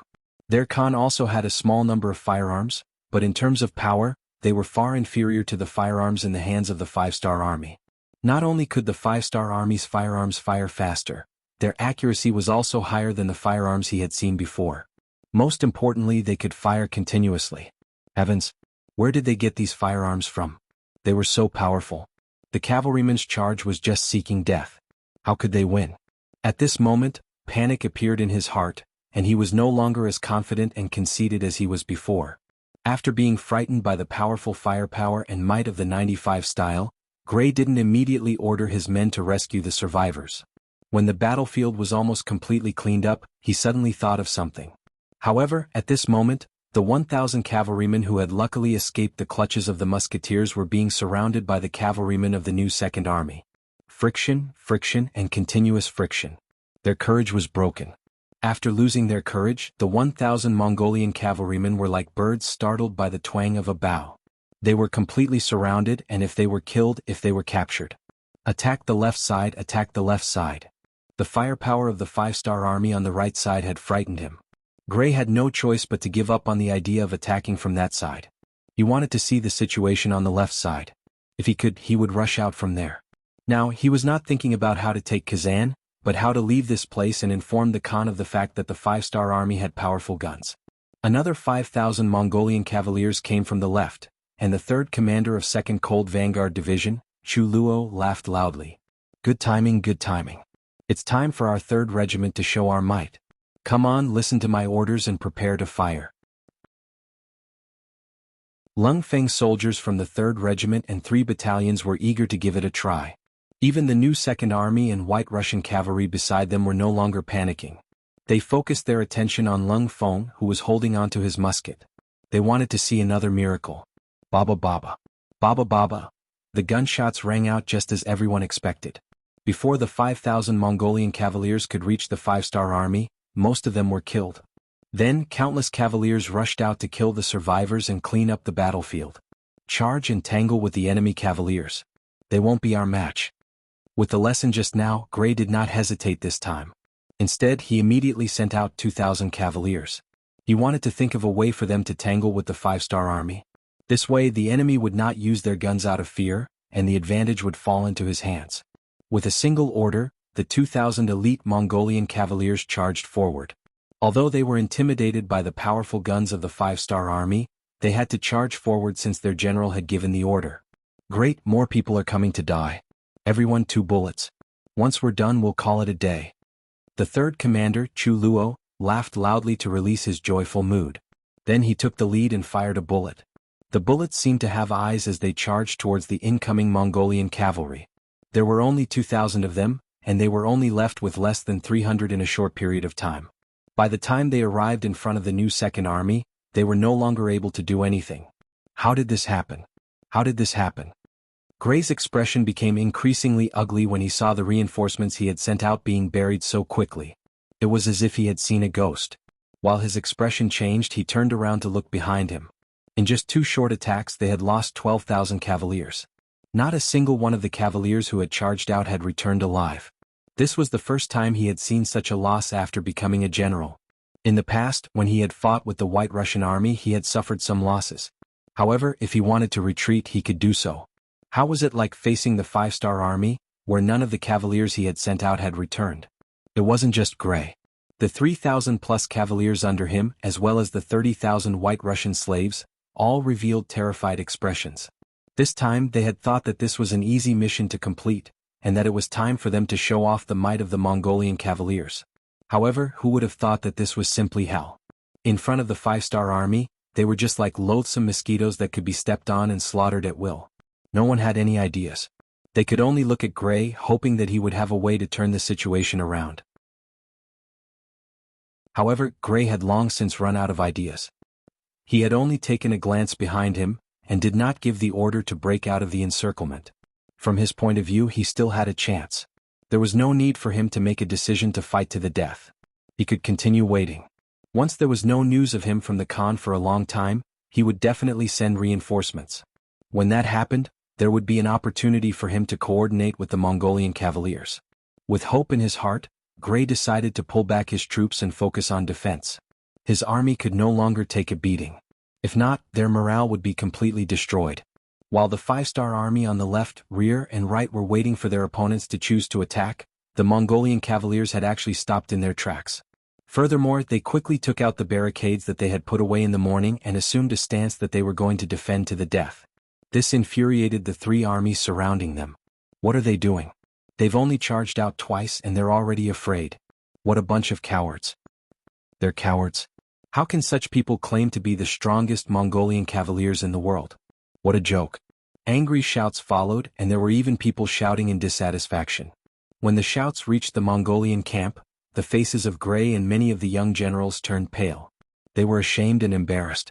Not long ago they had accused the Hans of being two-legged sheep, saying that they only knew how to hide within the city walls and not dare to come out to fight. However, today everything had changed. They had become cowards who did not dare to come out to fight. However, they were still inferior to the Hans. At the very least, the Hans had sturdy city walls, while they only had a simple camp made up of wooden fences. Could such a camp block the enemy's charge? Order the archers to prepare for a counterattack. Also, place the 30,000 White Russian slaves at the outermost perimeter. Gray said worriedly. He wanted to use the White Russians as human shields to protect their safety. Regardless of whether the White Russians were willing or not, under the threat of the 30,000 Mongolian cavaliers, they could only do as they were told. This scene was seen by the surrounding White Russian soldiers, causing many of them to reveal expressions of anger. Although these people were not their friends from a certain point of view, they had a common ancestor. In fact, if they were a few generations older, they might even be of the same race. Seeing their fellow countrymen being humiliated and threatened, some of the hot-blooded people actually took the initiative to ask for battle. They wanted to charge up and kill the Mongolian cavaliers to save the people with the same skin as them. On the city wall, the generals were still in a state of excitement from their great victory, especially Nikolai and Ahuli. This was the first time they had seen the 5-star army show off their might with their guns. Naturally, they were excited and emotional. They were proud to have joined such a powerful force. At this moment, the voices of the soldiers asking for battle reached the ears of the 2 division commanders. After looking at each other, they reported to Yang Qindong. The final decision was still in the hands of Bugnam of Gojoseon. Let's talk about it later. Yang Qindong did not agree. From his point of view, now was not the time to attack. Although the White Russian soldiers were of a different race, they had surrendered to him and joined the 5-star army. He had to consider their safety. At the very least, he could not let them die for nothing. Before they could form a fighting force, Yang Qindong would not let the White Russians take the risk. This was out of kindness, and Nikolai and Ahuli were naturally clear about it. They did not fight for it. Instead, they were touched by Yang Qindong's sympathy. Furthermore, Yang Qindong's gaze was deep and calm. With the might of his guns, the 80,000 Mongolian soldiers were just monkeys in the palm of the Buddha. He could play with them however he wanted. If not for the fact that the other party was strong and could not develop without sufficient manpower, he would have already given the order to annihilate them. Yang Qindong did not hold much hatred towards the Mongol army. Due to geographical reasons, the Mongol army did not have much conflict with the Han people. Even after they were defeated in history, they did not cause much harm. Therefore, if he could capture more of them, he was willing to do so even if it took more effort. Gray didn't know about this.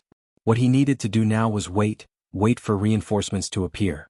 This time, as he was rushing for time, he had only brought 3 days' worth of rations. From his point of view, even if they could not attack Kazan City, reinforcements would arrive. If they did not have enough rations, they could just wait patiently. In fact, he was still waiting for reinforcements to appear. At that time, he might be able to coordinate with them. After seeing the might of the 5-star army's guns, he did not dare to think about attacking the city. However, there was a high possibility of retreating. Chapter 1426. The reinforcements in Gray's mind were indeed on their way here. However, not long after they left Samara City, they were surrounded by the commander of the new Second Army, Shibi, who had suddenly appeared along a tributary of the Volga River. The 1st Regiment commander of the 2nd Cold Front Division, Chaiji, was also with him. The sound of a gun was exchanged for 10,000 taels of gold. In just an hour, 5,000 reinforcements and 100 carriages of rations were exchanged for the 5th Star Army's contribution. Reporting to the commander. We have killed more than 870 enemies and captured the rest. Not a single one escaped. Please report. The commander of the guards, Su Liang, reported the results of the battle in a loud voice. Quickly clean up the battlefield. Do not leave behind any traces of battle. Shibi returned the salute and gave the order. Then he smiled at Chaiji and asked, Commander Chai, why do you look so down? Yes, these opponents are too weak. It's not fun to fight them. Chaiji sighed and pretended to be a fool. At this moment, he looked as if he had taken advantage of the situation and was pretending to be innocent.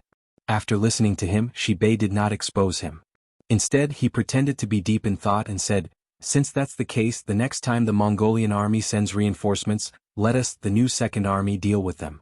If there are people who try to escape, you can attack them. Chaiji jumped up like a rabbit whose tail had been stepped on. How is that possible? The 6th Young Master said that the Cold Front Division should be the main force in the battle. Only then can we eliminate the enemy faster and more thoroughly. How can we, his subordinates, change the order? Oh, then we will have to trouble Commander Chai. Shibi smiled bitterly. Yang Qindong's order was like this, but it was just an excuse. In short, the Cold Front Division should be the first to fight. If there were any problems, the new Second Army could only get the leftovers. But in the face of the tyrannical advantage of firearms, how could there be any problems? Just as Shibi and Chaiji were lamenting that the enemy was too weak and that the battle was not challenging at all. Further south, the Reconnaissance Division commander Su Yunxing was leading a small group of cavalry on a patrol. Su Yunxing entered the Golden Horde with the 2nd Division of the Cold Front and the transport team. After coming here, Yang Qindong gave him a new order, which was to go to the front lines and completely seal off the battle below Kazan. In other words, not a single Mongolian scout was allowed to enter the battlefield. This would create a sense of mystery and prevent the Golden Horde from acting rashly because they did not know what was going on. In Yang Qindong's eyes, the final battle would take place next year. What he needed to do this year was to stabilize the rear. As the old saying goes, to resist foreign aggression, one must first stabilize the internal situation. Naturally, he would not be at ease if such a difficult mission was given to others. Even the most elite Lung Feng could not guarantee that no one would escape and that there would be no problems. However, it was a completely different story when it was handed over to Su Yunxing, the Recon Division commander. When it came to scouting, there were very few people in Yang Xie's 5-star army that were his match. Thus, he could rest assured that the mission would be given to him. After Su Yunxing received the order, he split the 3,000 cavalry scouts into 30 squadrons and 300 squads to spread out. His request was to control the entire defensive line from Asala to Kazan. He wanted to ensure that every forest, every river, and every mountain was under surveillance. The scouts were mobilized. The mission they received was difficult and not easy to carry out. After all, there were too few of them and the area was too big. However, after being divided into 300 squads, they still managed to do it. From the start of the mission until now, they had secretly killed more than 100 Mongolian scouts and completely controlled the area. Not everyone could be a good scout. Normally, it would be difficult to find one qualified scout out of 100 Mongolian cavalrymen. This time, more than 100 of them were wiped out. No matter how strong the Golden Horde was, it was enough to cause them serious damage and make them suffer a lot. Division Commander, the soldiers have achieved a lot in the past 3 days. I think the Inner Mongolian army will not be able to send any more scouts to gather information in the near future. Yen De, who had been promoted from battalion commander to regiment commander, said with a smile. His face was filled with excitement and pride. Don't be careless. Before we receive the order to retreat, Let the soldiers keep their eyes open. This is a military order from the 6th young master. We can't be careless and we can't ruin the reputation of our scouts, Su Yunxing replied with a serious expression. It was all thanks to Yang Qindong that he could have today. This time it was the order of the 6th young master himself. He would never have the slightest bit of carelessness. Yan Da's expression turned serious. Division commander, please do not worry. Your subordinate will pass on this order now. The scouts were unable to find out the exact situation of the battle. Another batch of reinforcements arrived and was dealt with. In the short span of 3 days, 2 batches of 10,000 reinforcements were surrounded and captured alive. Just the number of captives was close to 8,000. At this point, Gray's troops were completely isolated. 3 days passed in the blink of an eye. There was no change in the situation. The food in the army had basically been depleted. At this moment, it was not an exaggeration to say that he had run out of food and ammunition. In just 3 days, the morale of the army had fallen to the extreme. Many soldiers were unwilling to get up in order to reduce the consumption of energy. They did not look like soldiers and did not have the morale to fight. This made him very angry. He was also very helpless. Should he charge? The 2 failures had already told him that the Han people were very powerful. Charging was just suicide. Should he retreat? Their path of retreat was blocked. Without the cooperation of reinforcements, how could they charge out? Should he surrender? As a general of the Golden Horde, his dignity did not allow him to do so. At this moment he did not know what to do. The most terrible thing in a war was to wander around without a purpose. That would only waste time and create opportunities for the enemy to destroy you. After all, Gray was one of the top generals in the Golden Horde. He would never have thought of making such a low-level mistake, but he was making it now. Without a goal in mind, waiting to die was the only thing Gray could do at this moment, as well as the only thing he could do. He looked around and found that the Han people's camp had not changed at all. In the past 3 days there had not been a single opening. If he continued to wait, there might not be any good opportunities. Since he could not wait for the enemy to make a mistake, he could only take the initiative to attack. Without anyone to cooperate with, he could only rely on himself to kill his way out. No matter what, he was the 2nd-ranked general of the Golden Horde. He had a resolute heart. Gray's target was the southeast side behind him. He had already observed that there were only about 20,000 Han people there. He still had 30,000 elite cavalry and 30,000 White Russian slaves. When the time came, he would leave 20,000 White Russian slaves to guard his back while the 10,000 White Russian slaves charged forward. Once they got close to the Han army, he would lead the cavalry to break through the encirclement.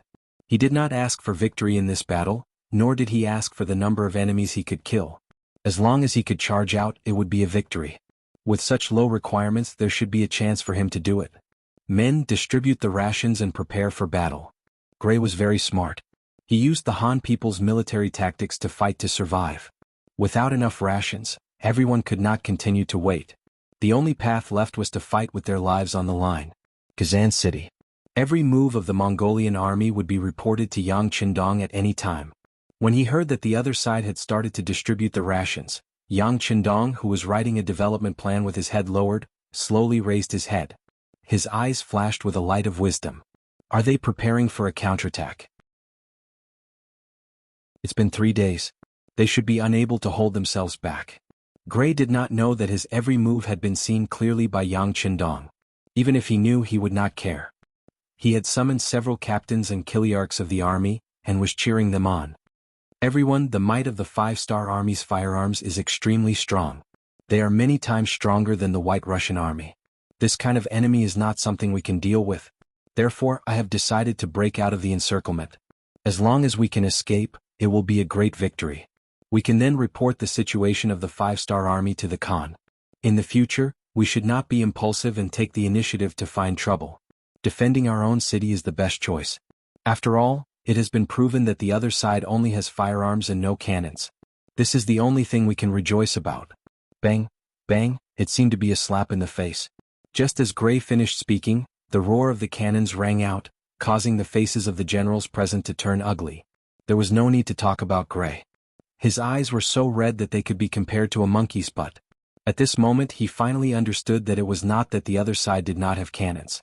It was just that the time was not right. Just by listening to the sound of the cannons, he knew that the other side's cannons were as powerful as their firearms.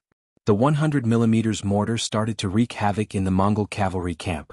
Under the command of the 2nd Division Artillery Battalion Commander Lin Luan, a total of 20 cannons landed one after another beside the camp. When the first cannonball landed, it caused a huge wave that was enough to blow over the camp and cause the neighs of war horses to ring out continuously. Although it was only a total of 60 cannonballs, it was enough to cause a huge wave, causing Gray, who was preparing to break out of the encirclement, to be completely defeated. What's going on? Where did the cannons come from? Where did the cannons come from? Gray walked out of the large tent and grabbed a Mongol soldier who was running around in panic. It's the cannons from Kazan City. That soldier originally wanted to break free from his restraints. He did not want to die and only wanted to find a safe place to hide. However, when he saw that the person who stopped him was General Gray, he had no choice but to stand on the spot and answer. The cannons from the city? That's impossible. After hearing this answer, Gray shook his head continuously. That was a distance of 8 li. He did not believe that any cannons could reach that far. Furthermore, the cannons were not solid shells but explosive shells. All of this had already exceeded his understanding. Chapter 1427. Regardless of whether he wanted to admit it or not, the moment the cannons stopped firing, all sorts of information had been sent over by the army, confirming that the Han soldiers had fired from the city walls. Upon hearing this, Gray's face turned deathly pale. How could he possibly contend against an opponent that possessed a firearm that could fire continuously and a cannon that could fire from such a long distance? Gray did not believe that the reason why the cannon did not land in the center of the camp was because the Han soldiers were not accurate enough. This was clearly an attempt by the other party to intimidate him. There was only one reason for doing so, and that was to subdue him. Surrender? That's impossible. Although Gray had already lost most of his fighting spirit, as a general of the Golden Horde, his pride would not allow him to easily lower his head. After the cannons fired, the morale of the Mongolian soldiers who had just eaten their last rations fell to the bottom once again. Facing such a powerful opponent that they could not even see, how were they supposed to fight this battle? Just as the morale of the entire army was at its lowest and the soldiers were in a state of panic, the call for surrender finally rang out. Loud voices rang out as the soldiers of the 5-star army surrounded the 50,000-strong Mongolian camp, shouting the slogan, "Surrender and live, those who resist will die." These words were shouted out in Mandarin, Mongolian and Russian, ensuring that the surrounded enemies could hear them clearly.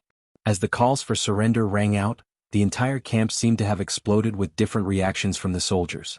After witnessing the powerful firepower of the 5-star army, many of the soldiers had already felt powerless. Furthermore, they had already run out of rations, so even if they wanted to persist, they did not have the confidence to do so. Thus, some of the soldiers had a bold idea of surrendering to the Han soldiers. As the saying goes, a bad life is better than a good death, right?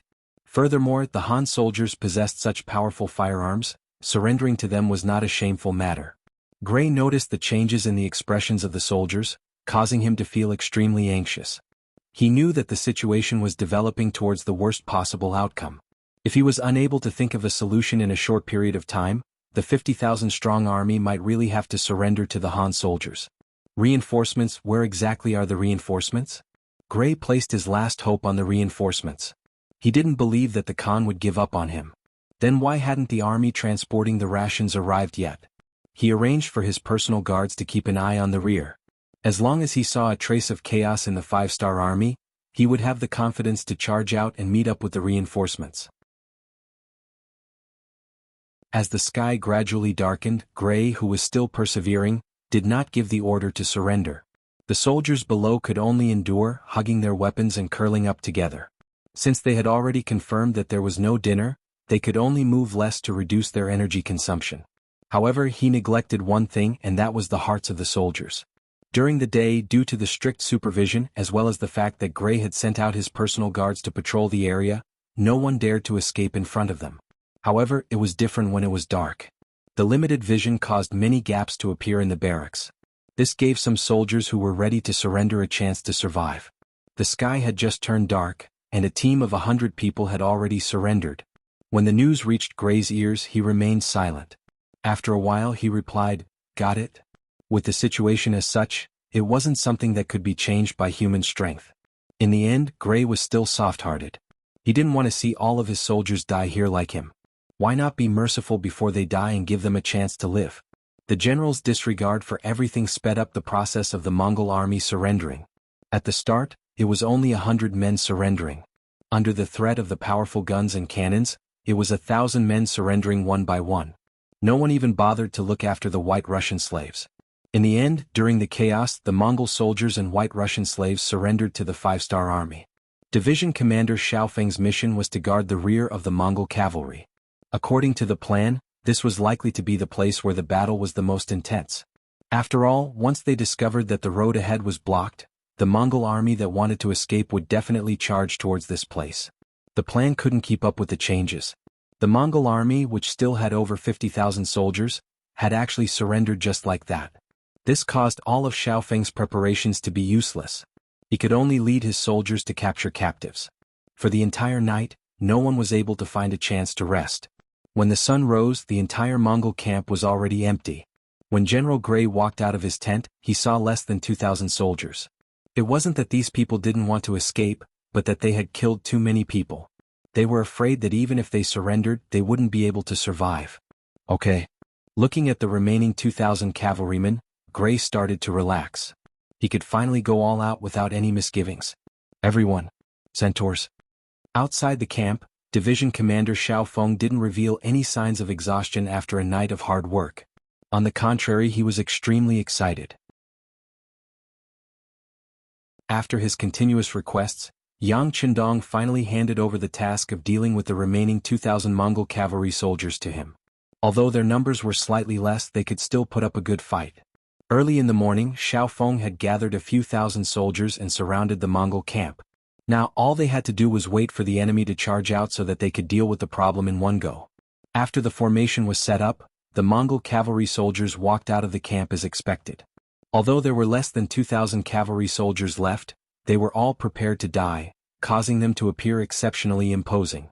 Immediately put down your weapons and surrender. If not, don't blame us for being impolite.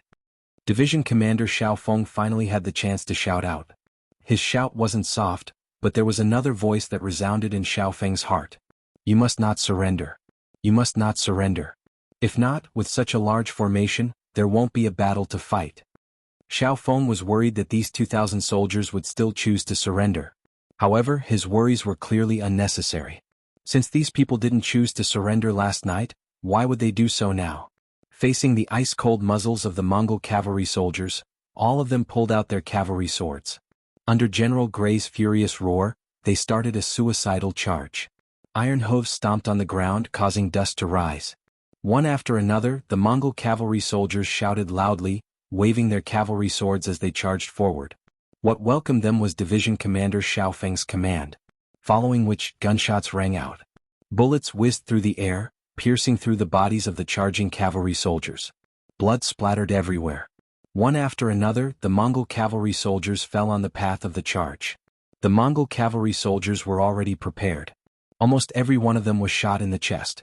Their cavalry swords fell from their hands, and their corpses fell from their horses like dumplings. Gray took the lead, carrying out the duties of a general as he charged at the very front.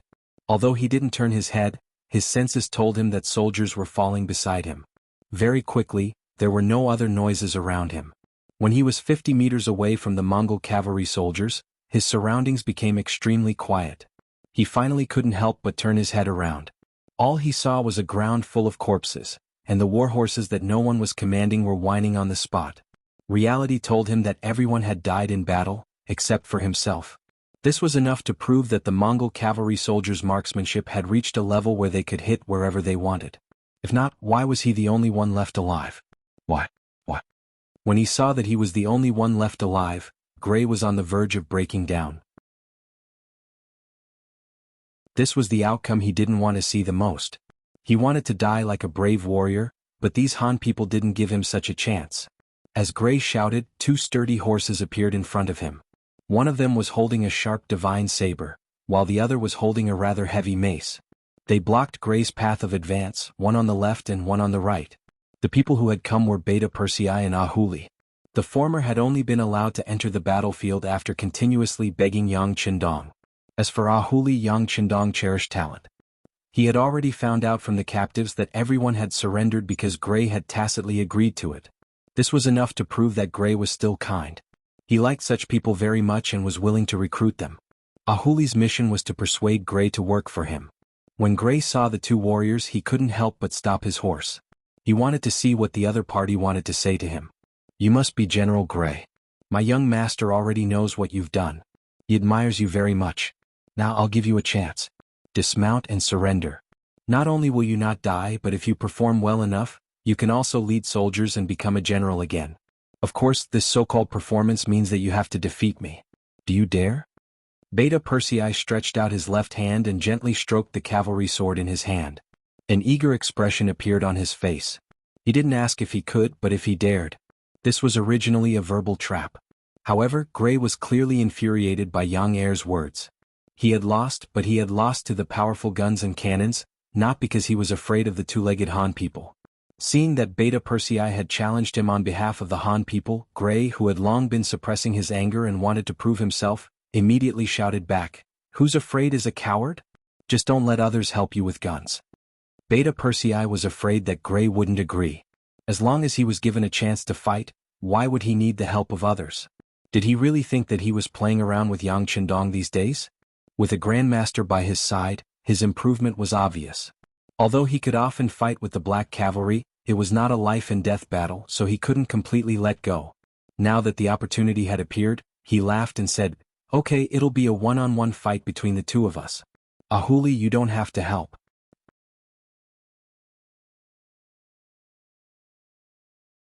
Chapter 1428. Ahuli, who had been called out, was already prepared to step in once Beta Persei was no match for him. This person was Bugnam of Gojoseon's personal guard and was the most trusted person. Nothing must happen to him, especially in front of Ahuli. But he never thought that Beta Persei would call out his name. This left him at a loss for what to do for a moment. Before Ahuli could think of what to do next, Beta Persei had already urged his horse to rush out. Gray, who was opposite him, also shouted and rushed over on his horse. If it was a battle on land, there was almost no suspense. Beta Persei could always be by Yang Qindong's side, so how could his skills be bad? But this was a battle on horseback. Not only did it depend on who was braver and stronger, it also depended on who was more skilled in horsemanship. Why had the Central Plains, who seemed to be quite strong, always been unable to defeat the people of the grasslands? Was it because they were not brave? Of course, the answer was not like that. There was a certain gap between the two sides, and the difference was in the control of horsemanship. I didn't just call them a people on horseback. Many times, cavalry and war horses had long been integrated into one. Some war horses with intelligence could even analyze what to do next based on their master's mood. In contrast, the Han people rode horses to prepare for war. They had a short time of training, and their tacit understanding with their war horses was far inferior to that of the Mongolian knights. This made the other party's cavalry unstoppable. The Han people would always be defeated again and again. In the end, they could only passively defend. Ahuli, who knew this well, couldn't help but worry about Beta Persei. At the same time, he stared nervously at the battlefield. Even if he had to disobey the military order, he had to rush forward to save Beta Persei when he was in trouble. Gray, who was in the middle of the battlefield, had no time to think about other things. Beta Persei had already rushed towards him on his warhorse with a saber in hand. Just from the other party's riding posture and the way he held his saber, he had a feeling that this Han person was much stronger than he had imagined. There was a smile on his face, and if one looked closely, it was caused by excitement. Ever since he was a child, Beta Persei had been a great admirer of heroes, especially since Yang Qindong created the industry of storytelling. Beta Persei would often visit Yang Qindong when he was off work, and he had heard of countless heroic deeds. For example, Guan Yu beheading Hua Xiong with warm wine, the three heroes' battle against Lu Bu, and so on. More than once, he had thought that one day he would be like the hero in those books, and then become famous throughout the world. The wife of Ba Daojiang, the vice-captain of the Black Cavalry 1st Platoon, was the head of the publicity department. As long as what he said was the truth, she would be able to create a drama based on him.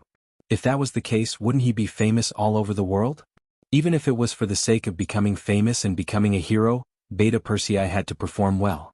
He brought out 120% of his spirit. When he faced Gray, there was no fear or dread in his eyes, only excitement and agitation. "Watch my blade." Borrowing the horse's momentum, he quickly rushed in front of Gray. Then he slashed down with his blade. He used 100% of his strength in this slash. Gray didn't know about this. In his opinion, the outcome of the battle between the two of them couldn't be determined in a short period of time. This meant that he had to save his strength. At the very least, he couldn't use it all at once. Otherwise, how could he continue to play? Instinctively, he only used 60% of his strength to block this slash. He was even prepared to counterattack after blocking the attack. However, when the two sabers collided with the scimitar, he knew that he was wrong, very wrong. Oh my God. Instinctively, Gray, who had let out a sigh, couldn't help but feel his right arm being pressed down. At this moment, he felt that his right arm had been injured with just one blow. What was worse was that the saber was still transmitting a huge amount of force, forcing his saber to move back bit by bit. His face was red. At this moment, Gray wanted to continue increasing his strength to turn the situation around.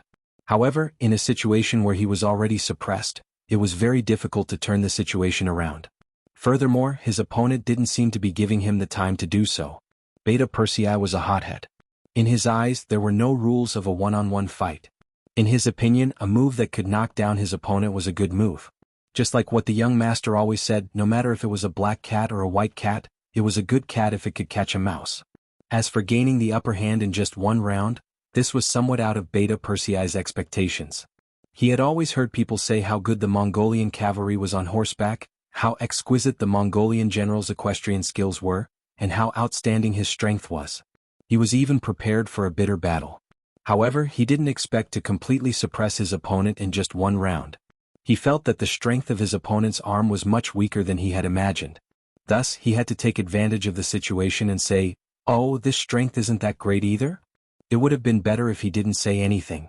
After hearing this, Gray's expression turned ugly. His face, which was originally red from holding his breath, became even redder. It was as if he was about to turn completely red. At this moment, he wanted to angrily scold his opponent for not following the rules. Why did he have to use his full strength right from the start? However, he didn't have the chance to speak at all. The two scimitars, one up and one down, were still rapidly approaching Gray's chest. No matter how hard Gray tried, it was already impossible for him to turn the situation around. In just a short while, he felt his entire right arm go numb and sore. If not for his willpower supporting him, he was afraid that he wouldn't be able to hold on anymore. Beta Persei, who had the upper hand, was continuously exerting his strength. Seeing that the situation was set, he even saw that a crack had appeared on his opponent's scimitar because of the continuous attacks. He was afraid that if he continued to persevere, he wouldn't have to do anything. The strength of his scimitar would be enough to guarantee victory. Thus, he slightly restrained his strength. Then, his body slanted and he took the opportunity to kick forward. Beta Persei was very clear in his heart that the young master wanted a living Mongolian general, not a dead one. Otherwise, why would he need to put in so much effort? A single bullet would be enough to end the battle. The kick came without any warning, causing a hint of joy to appear on Gray's face. He thought that his opponent was powerless and was about to withdraw his scimitar. Just as he was about to counterattack, a large foot appeared in front of his eyes. Then, the foot grew bigger and bigger until he felt a sudden pain in his chest. Beta Persei's strength was so great that this kick made Gray feel as if he couldn't breathe. Then he fell from his horse and a sharp saber was placed on his neck. Originally, they thought that it would be a fierce battle. However, who would have thought that it would end so anticlimactically? Many people didn't have the time to watch it before it ended. Gray had become a captive under the saber. There was no need for Beta Persei to say anything. The other 5-star army soldiers had already run over and tied up Gray, who had fallen to the ground. With him tied up, it also meant that the Mongolian army had suffered a great defeat. A total of 80,000 people came. After this battle, the number of captives reached 60,000. Haha, this Khagan of the Golden Horde is a little like a transport captain. After Yang Qindong finished speaking, he didn't care if anyone else understood him. He turned around and went down the city gate tower. Just yesterday, he received a telegram from the world's 1st Cavalry Army and the Cold Front's 3rd Cavalry Army. It recorded that they had defeated Turgenev of the Russian clan. Turgenev had underestimated his opponent and rashly attacked. The Cold Front's 2nd Cavalry Division had sent reinforcements and made him dizzy. Then, the world's 1st Cavalry Army took the opportunity to attack and ended the battle. Yang Qindong had already expected this result. Turgenev wasn't a direct descendant of the Russian duchy. Furthermore, he had underestimated his opponent and sent out his troops against the Cold Front and the world's first cavalry army. It would be strange if he didn't lose. The only regret was that Turgenev had escaped. No one would have thought that when the world's first cavalry army launched their attack, Turgenev would be one of the first to escape. This caused the morale of the Mongolian army to plummet. At the same time, it also allowed the general to escape the net. Perhaps the Cold Front's 2nd Cavalry Division and the world's first cavalry army had fought too fiercely. In the end, only 70,000 of the 100,000 enemies had escaped. Only 30,000 had been killed or captured. Since the battle had been decided, the next thing he had to think about was how to revive the country. He had to turn this place into an important Yangtze military base in the shortest time possible. 7 days had passed, and there was still no news about the attack on Kazan City. Mahamar's intuition told him that things weren't going well. What's going on? Send someone to investigate. This Khan doesn't believe that 80,000 people can fly to the sky. If they're alive, I want to see them. If they're dead, I want to see their corpses. With a face full of dissatisfaction, Mahamar called over his subordinate, General Bodo, who was in charge of scouting and intelligence. Yes, your humble servant will immediately investigate. Bodo was sweating profusely. A total of 50,000 elite cavalrymen and 30,000 White Russian slaves had disappeared not long after leaving Samara City. Not only that, but the 3 transport brigades that he had sent out, a total of 15,000 people, had also disappeared. There were also more than 200 elite scouts that he had sent out. They had all disappeared. That was more than 200 elite scouts, and he had invested a lot of effort into them. Now that there was no news, he didn't even dare to tell the Khan. He was afraid that he would have to bear the responsibility in the end. Bodo quickly turned around and left. What he didn't know was that the nightmare would continue. With Commander Su Yunxing leading 3,000 elite cavalry scouts, no matter how many scouts he sent out, they would all be like meat buns thrown to a dog, never to return. They won in one battle, and it was an easy victory. All the soldiers who had experienced this scene, especially the Mongol and White Russian soldiers who had just joined, were full of admiration for the 5-star army. They didn't need anyone to tell them what to do next, and they all focused on training.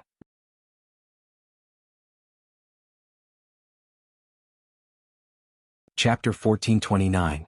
Interest was the best teacher. When there was motivation, the enthusiasm of the soldiers increased. As the instructors, the skeleton warriors of the 5-star army felt much more relaxed. When the matter was reported to Yang Qindong, he didn't care about it anymore. He had already focused on the road construction. This place was too far away from the 5-star army's base camp. Even if it was relatively close to the 3 eastern provinces and Shiqing, it would still take 1 or 2 months to travel. Such a long transportation line made Yang Qindong worried. He couldn't watch a large number of supplies being consumed on the road. Although Yang Xie was developing fast and had enough wealth to persist, if he didn't think of a solution, it would eventually become a problem. It might become a fatal problem at any time. In order to save time on the road, Yang Qindong thought of the steam train. It had been more than 2 months since the first steam engine was built in Resin City. Many things were difficult in the beginning and difficult in the first step. As long as the first step was taken well, many things would become much easier in the future. According to the telegram, the number of steam engines in Resin City had already exceeded 5,000, and the number would increase exponentially every month. The fields involved included mining, water pumping, agriculture, textiles, construction of field cannons, and so on. Following the continuous research and development, it would also involve the power drive, such as the use of warships and the real construction of trains. Over the years, the research department of Crimson City had been working hard on the exploration. They had even created electric batteries, and they had also built electric scooters according to the ideas provided by Yang Qindong. Although they could only build 2-wheeled motorcycles and 3-wheeled motorcycles due to the limitations of their efficiency, they could still build 2. As long as they had the right ideas, it wouldn't be difficult to build electric scooters in the near future. Even so, with the steam engine, would the steam train be far away? Once there was a train, it would greatly increase the speed of the 5-star army's march and Yang Xie's commercial and industrial development. At that time, with the fastest speed, they could achieve twice the result with half the effort. Yang Qindong was confident that this day wouldn't be too far away. What he needed to do now was to make all the necessary preparations. For example, the provinces of Laos, Vietnam, and Cambodia had already begun to lay down railway tracks in preparation for the appearance and operation of trains. Even the origin city had begun to study this matter. It was said that they were preparing for the project. As their leader, Yang Qindong naturally couldn't be left behind. First, he had to build the road and lay a good foundation. This was what he was prepared to do this winter. Once there was a good foundation, the rails could be laid as soon as they were in place. Would the steam train be far away? At that time, the local specialties here could be easily transported out in the shortest time. The thought of the profits made Yang Qindong smile in his sleep. After setting the plan, Yang Qindong gave the order and began to get busy. The White Russians and Mongolian captives were the main force, while the rest were invited over with money and food. It would not be an exaggeration to say that the situation changed every day. In just the first day, these people cleared the mountains, built bridges, and built a solid foundation of 3 kilometers. Don't underestimate these 3 kilometers. Many of them were doing this for the first time and didn't know where to start. As they became more familiar with it, they could even reach 30 kilometers a day or even longer. At this time, Yang Qindong seemed to be able to see the scene of a steam train burning coal and water roaming the land. Compared to the bustling construction scene in the east of Yangqin, the world's first cavalry army was recuperating and training in Oxino City. Not everyone was like Yang Qindong. They could create many things that were much more advanced than the modern era. Take Tianhu for example. All he could do was train his elite troops and win battles. After meeting up with Wu Sheng's Third Army, they unexpectedly went north and occupied Oxino City in order to find a place to rest and recuperate. Wu Sheng's Third Army was basically destroyed this time, and their fighting strength was less than 20%. They would need at least half a year to recover to a certain extent. In comparison, the world's #1 cavalry army did not need to do so. They had won the battle with the White Russians almost immediately and had not suffered any losses. While Commander Tianhu was resting, he began to lead the cavalry of the First Army to the nearby areas to gather grass and grains. What Tianhu did not expect was that although there were many White Russian villages in the surrounding area, they were simply too poor. It was to the point that many people had problems even eating. When he led the army to places, they did not encounter any resistance. Afterwards, countless people brought their families and surrendered. In order to survive, they even took out the only food they had. In Tianhu's eyes, the amount of food they had made him not know whether to laugh or cry. Originally, he wanted to make a profit, but he did not expect that the nearby White Russians were even poorer than him. In desperation, Tianhu could only give up on robbing the people. However, what he did not expect was that he would gain the title of a benevolent and righteous army. It turned out that the bloodlines of these White Russians were not the purest. Their bloodlines were not only White Russians but also Mongols and other white races. Because of this, the blind Duke and the other White Russians who believed themselves to be pure did not approve of them and even began to abandon them. Only when they lacked food would they occasionally think of them and rob them. They were originally poor, and after being robbed again and again, these impure White Russians only became poorer. There were even cases of them trading children for food. But even so, they were still struggling to survive. This was also one of the reasons why when Tianhu appeared with the army, they instinctively offered up their food in order to survive. After getting used to being robbed, when they suddenly saw that the Han army did not want anything, the people were moved and became more willing. Many of them actually followed Tianhu's army back to Oxino City. This was all because they were filled with envy when they saw that the #1 cavalry army in the world could eat steamed buns and even meat intestines. It was to the point that they were willing to risk danger to follow Tianhu's army, all for the sake of being able to eat their fill. Tianhu also had a headache about these people following him, so he quickly sent a telegram to Yang Qindong to ask for instructions on how to solve this problem. Soon there was a reply. Yang Qindong ordered that in view of the heavy losses suffered by the Third Army, they could consider recruiting young and strong soldiers from the people on the spot. As for the other people, they could be arranged to build roads from Oxino City to Bulgar City. Later there would be a logistics team transporting food and fodder there. Whether it was the Golden Horde or the Rossi Principalities, in Yang Qindong's eyes, the most valuable thing was people. This place was vast and sparsely populated, and people were the foundation of all things. As long as there was enough labor for him to use, whether it was mining or obtaining other information, the speed would be much faster. He had already sent a telegram to Achaemen City, requesting for a few mining teams. However, the number of people was limited and some of the basic labor needed people to do. Population was extremely important. After receiving the order, Tianhu followed the instructions in the telegram and recruited the people into the city.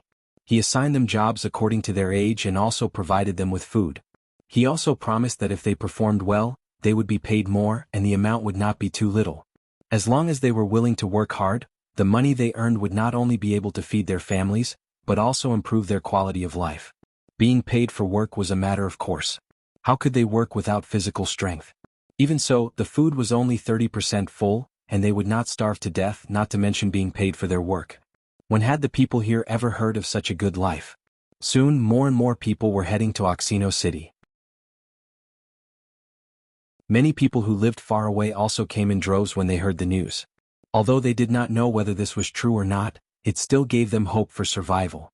Although many of them had opened up some fertile land nearby to survive, every time it was time to harvest, the White Russians would come out to plunder. Often, a year's worth of hard work would be for nothing. Now that they could enter the city to work, their safety was guaranteed. As for whether they would be paid or not, they did not dare to ask for too much. At the very least, they would be provided with food. The number of people coming to seek refuge increased day by day. Tian Hu and Wu Sheng were naturally overjoyed. They quickly sent out a large number of people to maintain law and order. At the same time, they formed a temporary department in charge of settling the people. For a time, the city was very lively. Some people were happy while others were worried. When the news spread to the Rossi principalities and the White Russian nobles, they could not remain calm. These people were not pure White Russians. In their eyes, they were the lowest existences. They were targets that could be taken as they wished. They looked down on such people in their hearts and did not treat them as their own. However, if someone wanted to snatch people from them, they would not allow it. What's wrong? I can bully my people and I can even slaughter them. But outsiders are absolutely not allowed. Otherwise, when I need food and labor in the future, where will they go to find them? If the entire country's people followed suit and asked for food and wages just to work for them, wouldn't they go bankrupt? The nobles were not willing, and the matter was quickly reported to the Grand Duke of Blindness. They begged the Grand Duke to uphold justice for them. Under great pressure, the Grand Duke of Blindness had no choice but to change his previous strategy and consider sending troops to the Five-Star Army. Spies had already reported that the Five-Star Army had conquered 4 cities of the Golden Horde. Not only that, but they also fought a big battle outside Kazan City. As for the results, there was still no news. Even the scouts of the Golden Horde could not get any specific information, let alone the weaker Rossi principalities.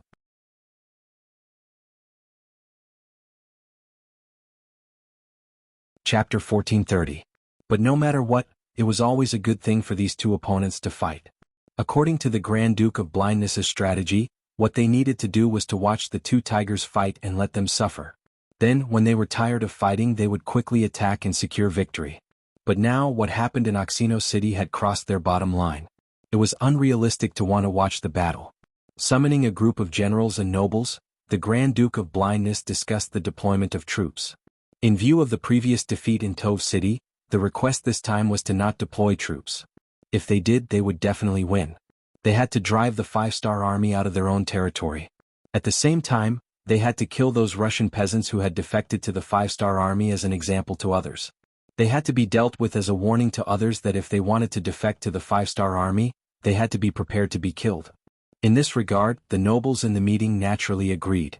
In order for the army to achieve a great victory, they took the initiative to offer a sum of money as a reward to the soldiers who had contributed to this battle. Of course, they would not give in vain. The captives of this battle would become the new slaves of these nobles. With the high reward, the generals at the meeting became more active. No one would go against the money. Immediately, several generals took the initiative to step forward and asked to lead troops to suppress the Five-Star Army. In this regard, Ivan looked on coldly from the sidelines. His eyes were filled with mockery and coldness. The existence of nobles restricted the development of the Russian Empire. These people were unscrupulous and short-sighted. Wherever there were benefits, they would be there. But when it came to offering, they would become mute and start to retreat. Moreover, these people were extremely united. Often, when they went overboard and the father wanted to deal with one of them, the others would jump out to plead for mercy. Sometimes they would even threaten the other party. The nobles who had both power and money gave the Grand Duke of Blindness a headache.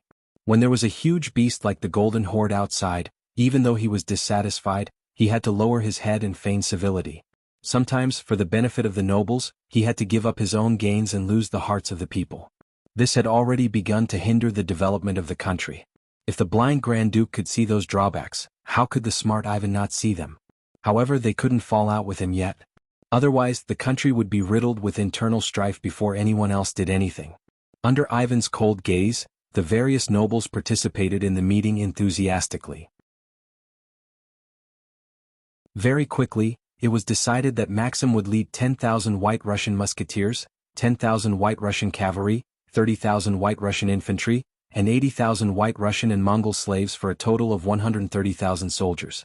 Maxim was naturally able to snatch this job because he was an important leader of the city of Novgorod in the Rossi Duchy. He was also one of the generals with the greatest authority apart from the Grand Duke of Blindness. Normally this person could be said to be a sly old fox. He wouldn't make a move if there were no benefits. Even during the war with the Golden Horde, this person wouldn't act unless there were benefits. Many times, the blind Grand Duke had to use a negotiating tone to persuade him to make a move. This time he seemed to have the 5-star army in his grasp. After all, according to the battle report, the 5-star army's reinforcements only had 30,000 to 40,000 cavalry. As for the previous Wuxia Third Corps, it had already been destroyed. The thing that was least needed to defend a city was cavalry. The most useless thing was also cavalry. It was just that 30,000 to 40,000 enemies weren't good at defending a city, so they were easy to deal with. Thinking that he had found an opportunity, Maxim took the initiative to ask for troops. Naturally, the nobles were very supportive. Those who had money contributed, and those who had things contributed. The matter was quickly settled. Then, like stars surrounding the moon, they accompanied Maxim out of the hall. In the end, only the blind Grand Duke and his son were left. The blind Grand Duke was very optimistic about his son. Even if the Tove city army was defeated, he still thought highly of Ivan. He even thought that it wasn't a bad thing for a young man to encounter some setbacks. On the contrary, it would be helpful for his future growth. After seeing that there was no one else in the hall, Ivan spoke.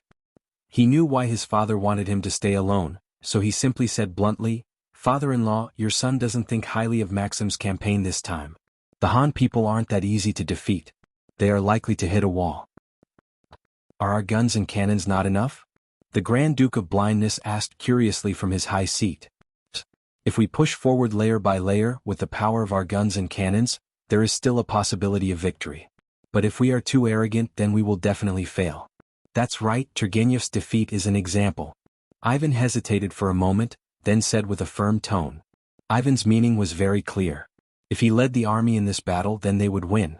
If it was someone else, then it would be hard to say. The blind Grand Duke laughed. How could he not understand his son's meaning? Wasn't this what he wanted? Just like how Ivan saw the arrogance of the nobles, how could the blind Grand Duke not know this? Although his eyes weren't very good, he understood in his heart. If he wanted to revitalize the Russian Empire, these nobles would undoubtedly become an extremely heavy stumbling block. If he didn't kick them to the side, then problems would occur sooner or later. However, seeing a problem in many things didn't mean that it could be solved. The nobles were very united. They would only do things that would benefit them. If there were no benefits, they would pretend to be confused and stay away. Even if someone wanted to scheme against them, there was no better way. This time, the nobles recommended Maxim to take action because they saw that the Han people had more powerful cannons and wanted to take them for themselves. Moreover, the Han people had 40,000 cavalrymen. War horses had always been something that the Russian Empire needed the most. It was because of these benefits that the nobles took action. However, they forgot about Turgenev's defeat. It must be said that the nobles couldn't be blamed. It was because Turgenev cared too much about his reputation. When he returned, he didn't mention that he had escaped. He only said that the Han army's cannons were too powerful. Seeing that he was no match for them, he couldn't possibly use human lives to make up for it. This made everyone unable to see the true strength of the Han army. Back to business. Although the blind Grand Duke knew that the Han people weren't to be trifled with, he didn't stop them. He also wanted to use this opportunity to deal a heavy blow to the nobles' strength.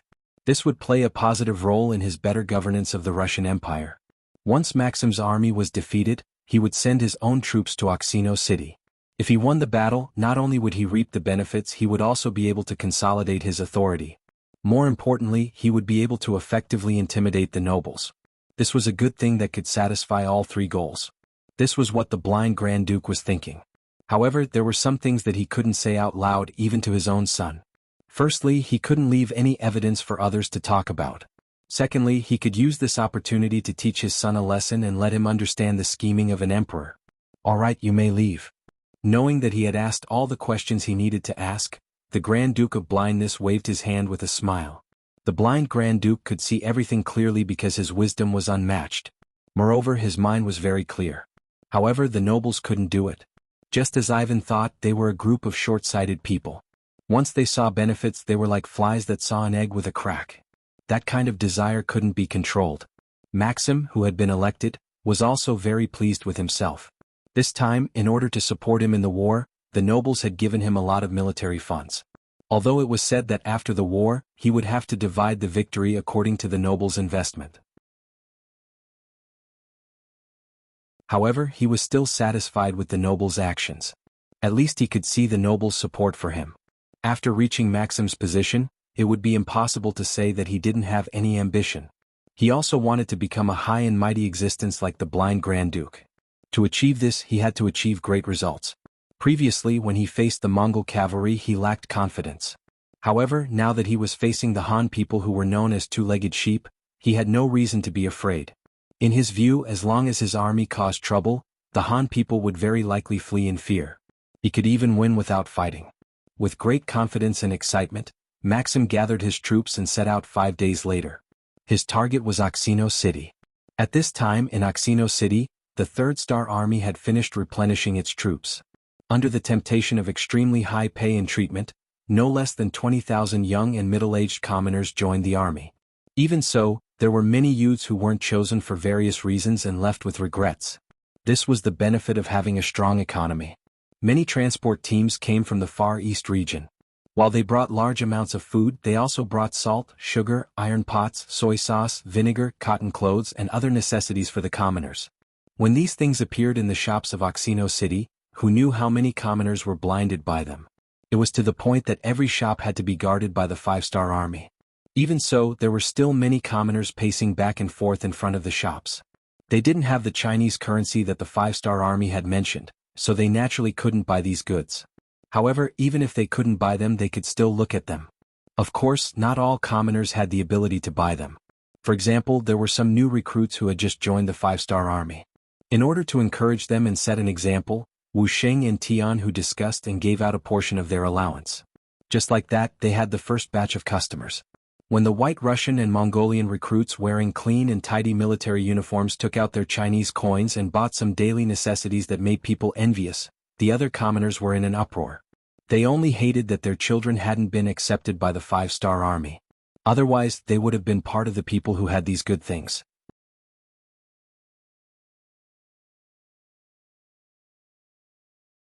Chapter 1431. Just when everyone was waiting anxiously, Tian Hu announced a new policy.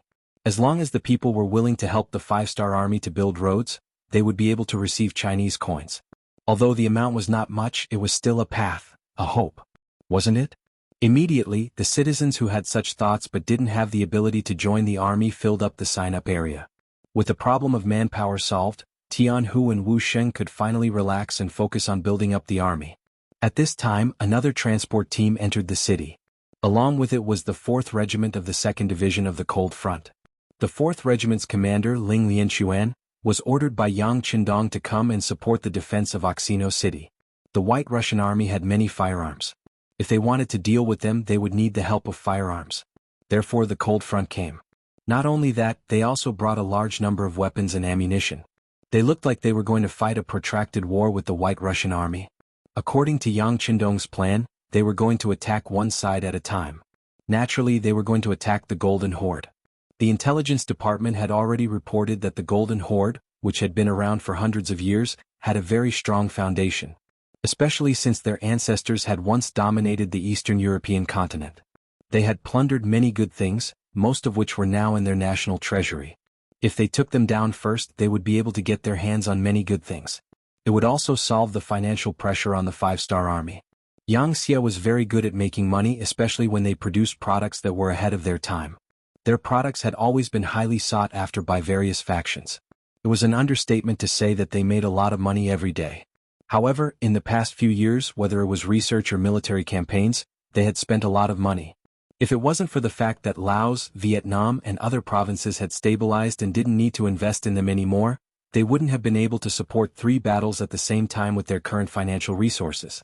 Their financial resources were barely enough. During this period, Yang Qindong had even issued 3 government bonds in Yang Xia's territory. Even so, when the decision was made to send troops to the Far East, there were still a few people who opposed it. One of the most important reasons was the financial pressure. They chose to start with the Golden Horde because of their wealth. If what the intelligence department said was true, and the Golden Horde had a large amount of gold and silver, then the cost of the war would not be a problem. If they did well, they could even make a lot of money back. It was also a good way to take a gamble on those who opposed them. Since they had decided to go all out to deal with the Golden Horde, they could not go all out against the Rossi forces. They had to be on the defensive. Commander Ling Lianquan had received this order and had come to Oxino City. Tian, who naturally welcomed the arrival of the 4th Regiment of the 2nd Regiment of the Cold Front Regiment, which boosted his confidence. However, Wu Xing, Chunyang and the others were even happier. They were all Lung Feng's subordinates and belonged to the first group of people to play with guns. However, because they came to Eastern Europe and were too far away from the headquarters, their guns ran out of ammunition. After a long time they started to play with cold weapons again. A while ago, when Wu Xing found out that Lung Feng was going to send people over, he sent Chunyang to transport the unloaded guns that he had buried into the city. Now they only had to wait for the arrival of the Lung Feng regiment to resume the era of firearms. They had guns and ammunition, but most of the people who used them were no longer around. After searching through the entire Third Army, they only managed to find 100 or so of their old comrades. Thus, they could only form a company of Cold Vanguard and be incorporated into the Third Army's Guard Regiment. The arrival of the 4th Regiment of the 2nd Regiment of the Cold Front Regiment strengthened the city's defenses. At this time, the intelligence department at the front lines sent news that the White Russian Army had mobilized 50,000 soldiers and 80,000 slaves and were marching towards Oxino City. They would reach the city in about 4 days. When they heard that the White Russian Army was coming, Tian Hu and the others were not afraid at all. Instead, they were very excited. Although the 6th young master had said that they were not allowed to take the initiative to attack, since the enemy was at their doorstep, they would not let them go. This was a good opportunity to perform. 4 days was enough for the 2 commanders and the regiment commander to make all the necessary arrangements. In the end, they decided that this time, they would take down all of the 130,000 enemies. It just so happened that the construction of the roads was a bit slow. With the addition of these new soldiers, it would be much faster. The Third Army had just recruited new soldiers and had only trained them for less than half a month. It was obviously irresponsible to send such an army to the battlefield. In the end, they were left on the city walls to be responsible for guarding the city. Normally, they would have a chance to fight a big battle while defending the city. Especially since the enemy was the main attacker this time, there should be an even more intense battle to defend the city. However, Commander Wu Sheng was very clear that he would not have a chance to perform well this time. According to the plan, when the enemy appeared, the 4th Regiment of the 2nd Regiment of the Cold Front Regiment would use their firepower to suppress them.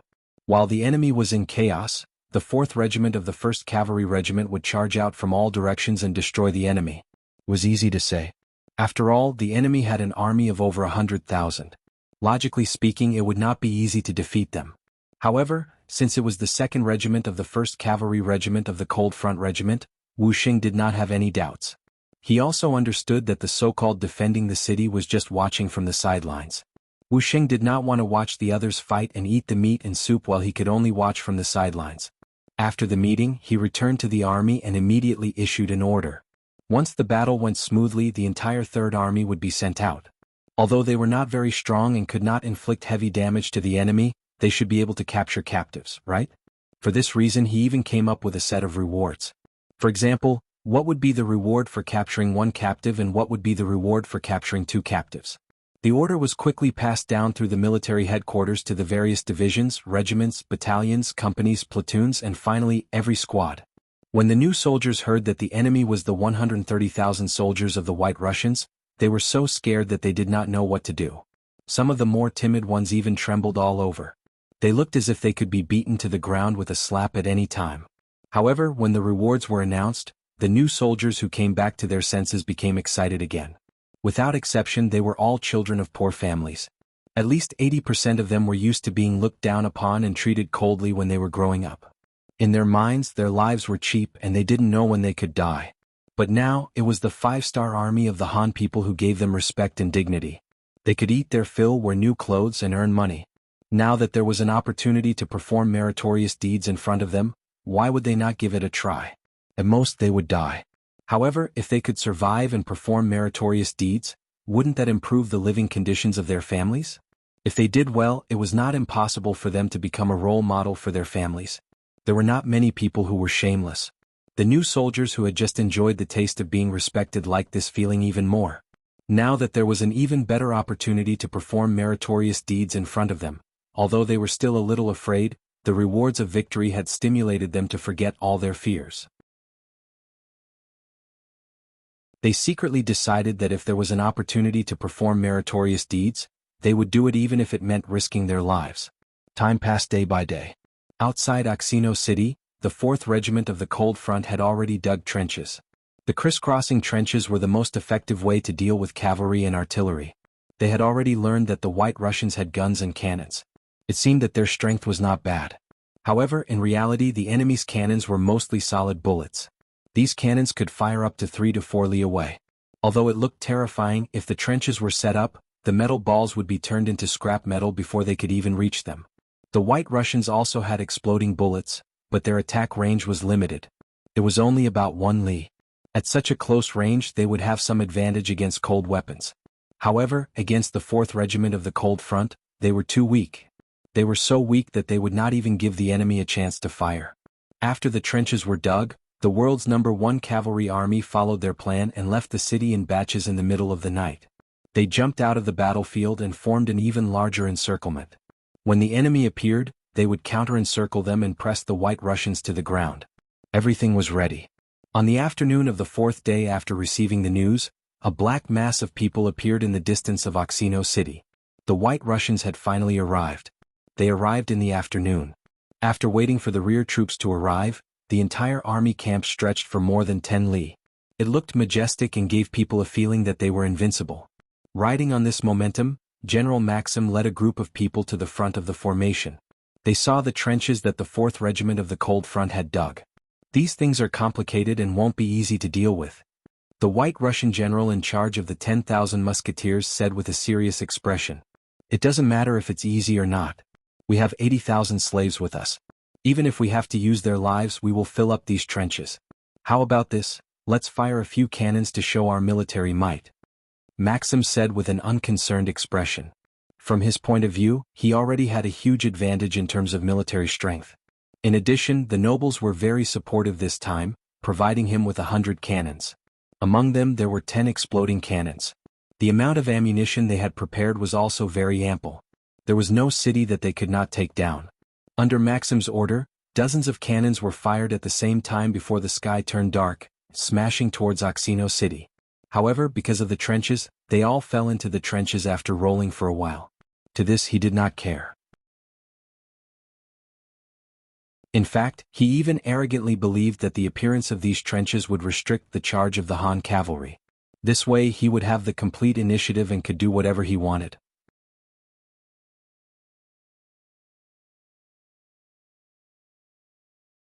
Chapter 1432. After a series of explosions, the White Russian army started to set up their tents and cook. When Ling Lianxuan saw this scene, he was furious. The other side's disregard made him feel insulted, and he suddenly had a bold idea. Since the other party was looking down on them, why couldn't they turn around and launch a surprise attack on them? Night raids were one of the subjects that the Cold Front soldiers often trained in. Their meals were always good, and they didn't have any problems with night blindness. Adding on a surprise attack, they could catch the other side off guard. After coming up with this bold idea, Ling Lianxuan first returned to the city to report to the commander of the 3rd Corps, Wu Sheng. Wu Sheng, who also felt that it was feasible, agreed, and then immediately communicated with the commander of the 1st Corps, Tianhu, who was lying in ambush outside. Tianhu, who didn't adhere to tactics, naturally didn't object. He couldn't wait any longer and didn't want to spend another night. It would be best if they could attack a minute earlier. After the three reached a consensus, a new battle plan was formed. There weren't many changes from before, but the time of attack was brought forward. The weather in Eastern Europe in August was quite good. Even at night, not only was it not hot, but it was also quite cool. The White Russian army, who had been rushing for a few days, quickly fell asleep. Many of them had excited expressions on their faces, as if they were already dreaming of breaking through the gates of Oxino City and massacring the Hans. In the trench 300 meters in front of the White Russian camp, Commander Ling Lianxuan had already led 2,000 Cold Front soldiers to take a detour, and they were ready to attack at any time. Raising his wrist to look at the military watch, Ling Lianmian solemnly said to the radio operator beside him, "Prepare the signal gun." About 10 seconds later, a red signal flare rose into the air. In the dark and silent night, it was very eye-catching and dazzling. The rise of the signal flare also signified the start of the counterattack. At this moment, the cannons roared, and the 8 100mm mortars of the 4th Regiment began to let out their unique roar. Of the 8 cannons, 4 of them were aimed at the White Russian Army's cannon formation, while the other 4 were casually fired at the White Russian camp. Every time a cannonball landed, it would cause the earth to tremble and there would be cries and screams. The cannonballs were completely random. Some hit 2 to 3 miles away, while others landed 7 to 8 miles away. This created a feeling of gunfire everywhere. There were enemies everywhere. It was a general trend of insecurity. The first to be completely destroyed was the artillery formation of the White Russian Army. The 100 cannons were originally placed together for the sake of concentrating them to gain the upper hand. Now, the Cold Front 4th Regiment was able to destroy all the cannons effortlessly. Some of them landed on the cannonballs of the exploding cannonballs and immediately caused them to explode, causing the flames to soar into the sky and increasing the power of the cannonballs. The White Russian Army was completely unprepared and did not expect the Han Chinese to have cannons as well, so they were caught off guard. When Maxim walked out of the tent, he saw countless people running around like headless flies in the chaotic camp. Under the random bombardment, no one knew where was the safest. They could only run around helplessly and bet on their luck. Don't panic, don't panic. Everyone gather together. The enemy's forces are inferior to ours, so they won't dare to charge. In order to stabilize the morale of the soldiers, Maxim roared loudly. Even the soldiers beside him did the same. With so many people shouting in unison, the effect was not bad. At the very least, the camp was no longer as chaotic. Many of the generals also began to look for their subordinates, preparing to launch a counterattack after taking a roll call. However, this action came to an end with the rumbling of hooves. 8 cannons might be able to deal limited damage to an army of more than a dozen miles and an army of more than 100,000 men, but the damage they could inflict on the cavalry coming from all directions was unimaginable. They did not know how many enemies there were, nor did they know where they would appear. Instinctively, the 1,000-man commanders and major commanders began to run around. They no longer had the heart to fight. Right now, they were only thinking about how to escape from the chaos. The No. 1 Cavalry Army had finally made their move. This was the first time they had attacked together ever since they became a first-class unit. As the commander, Tianhu was very excited. The 5 division commanders below him were also very excited. Everyone had the desire to compete with each other. Using platoons as a unit, they formed hundreds of arrow formations that came from all directions. The high-speed warhorses and sharp divine weapons allowed them to charge into the White Russian Army like killing gods in the night. With a raise of their weapons, countless White Russians were beheaded. Countless cowardly rats threw down their weapons and lay on the ground, trembling. They were all begging for their lives. This was an unequal battle. There was no such thing as fairness. On one side there was an unbridled slaughter. They displayed their bloodthirsty methods and opened their bloody mouths. On the other side there were people fleeing in all directions. The generals did not know their soldiers and the soldiers did not know their generals. In the chaos there were countless people who ran away. Maxim was also fleeing crazily on his horse under the protection of dozens of bodyguards. His face was filled with fear, especially when a cannonball landed 7 or 8 meters away from him. The powerful shockwave sent one of his soldiers flying. That feeling of fear became even more intense. Right now, he was no longer thinking about fighting with the 5-star army. He only wanted to flee far away. It would be best if they never met again. If the commander was like this, one could only imagine how the soldiers were feeling. They were all busy fleeing. If they could not escape, they would just surrender. The 80,000 slaves following the army were doing much better. They were originally unable to control their own fate. Now that their master's army had been defeated, they were just slaves of the White Russians. It did not matter. They just had to surrender. Just like that, the 80,000 slaves chose to surrender without any burden. This allowed the No. 1 Cavalry Army, which originally did not have the advantage in numbers, to finally have the advantage in numbers. They began to chase after the fleeing White Russian army. Within Oxino City, the southern gate was already open.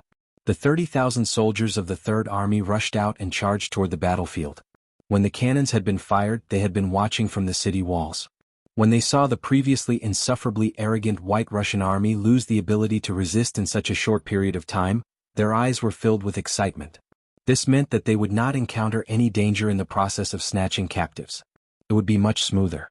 At this moment, many of the nervous and fearful recruits raised their heads high. They were as proud as a general who had just won a battle. Finally, the 4th Regiment of the Cold Front charged out of the trenches. Relying on the 95 style in their hands, they continuously charged and fired. Whenever they discovered a White Russian soldier holding a weapon, regardless of their status, whether they were a general or a soldier, they would fire a bullet at them. Their bravery caused the White Russian army, who were already in a sorry state, to feel as if they had lost their parents. Their desire to resist was quickly suppressed. The 4th Regiment of the Cold Front also launched an attack. Behind them, the 3rd Army also charged out, making full use of their advantage in numbers. This battle lasted from midnight all the way to noon the next day. When more and more civilians climbed up the city walls and saw the scene in front of them, who knew how many of them shed tears of joy? The 5-star army had arrived. They could finally eat their fill and wear warm clothes. There was finally hope for their lives. However, most people were not happy because they did not know how long this kind of life could last. Their many years of experience told them that the White Russian army would not sit back and watch this happen. As expected, not long after, they heard that the White Russian army had sent 130,000 soldiers to Oxino City. At this moment, many people revealed expressions of fear. The civilians who had originally wanted to save up Chinese coins to buy better goods also hurriedly spent their money. They were afraid that the 5-star army would be defeated by the White Russian army. If that happened, the Chinese coins in their hands would be worthless. Rather than that, it was better to buy things that they had already bought. At the very least, it was something that truly existed. Just yesterday, when they heard that the White Russian army had arrived, many civilians had already packed up their things. They had made the decision that if the 5-star army was defeated, they would seize the city and leave. Although the 5-star army had treated them well and was much better than the White Russian army, in this chaotic world, there was no such thing as morality. Barely surviving was the most important thing. But no one could have imagined that in just one night, the seemingly powerful White Russian army would be defeated. Moreover, it was a crushing defeat. They didn't even have the ability to counterattack. Not even a single hole could be found on the walls of Oxino City. On the city walls, the civilians cheered. The 5-star army's victory meant that their beautiful lives would continue. There was hope for their future. Some of the civilians also began to regret spending the Chinese coins that they had saved up with great difficulty. Some of them could have bought a good iron pot if they had worked hard. Now their hopes had been ruined by their own hands. The good thing was that as long as the 5-star army was still the ruler of this place, it would not be long before they could achieve what they wanted. The 5-star army had won a great victory. The world's #1 cavalry regiment had chased for 40 li before returning. This battle had dealt a heavy blow to the White Russian army. Just in terms of prisoners, they had captured 110,000 people. There were also 10,000 White Russian army corpses on the battlefield. In other words, only 5,000 White Russian soldiers had managed to escape. They had also seized a lot of military rations and equipment. This was not a small gain for Oxino City.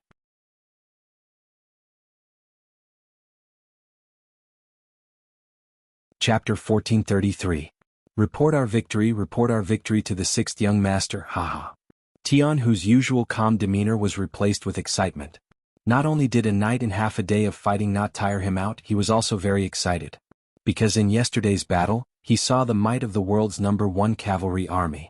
In the past, when they were only a division, they could defeat enemies several times their size. And looking at their performance last night, no one could stop the 40,000 cavalry. Even if they were to face 100,000 enemies, they would not back down. They were very confident that they could obtain victory. Soon Yang Qindong found out about the battle in Oxino City through the telegram.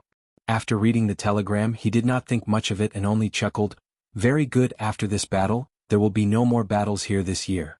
Send a telegram to Tianhu and Wusheng to properly manage the place. Take advantage of the time before it snows to properly repair the roads. After it snows, properly manage the greenhouse. Do not neglect it." Yang Qindong was a person who liked to take one step and look 3 steps ahead.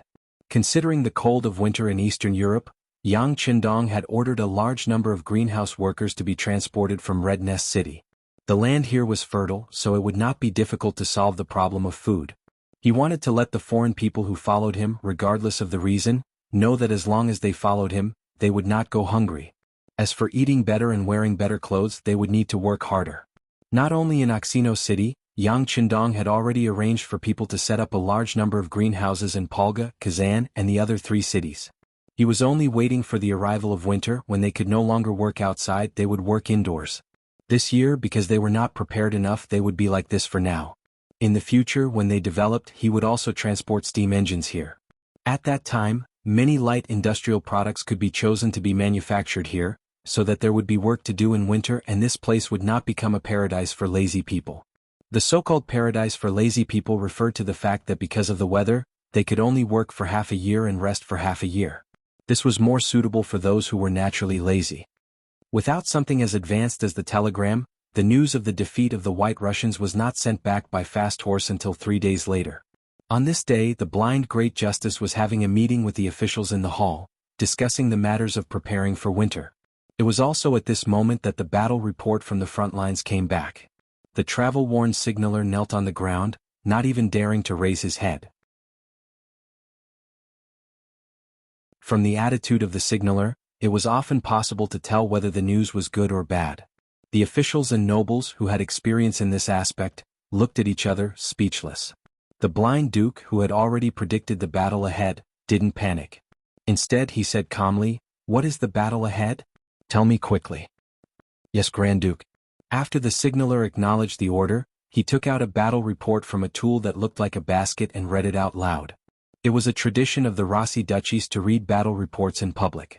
Perhaps they were afraid that someone would hide battle reports that were unfavorable to them, so they would usually read them out in public when they received battle reports to show fairness. Because of this, Ivan, who was standing at the side, could see the rapid changes in the expressions of the officials and nobles. The battle report didn't have many words, but the amount of information in it wasn't small. Maxim had returned in defeat.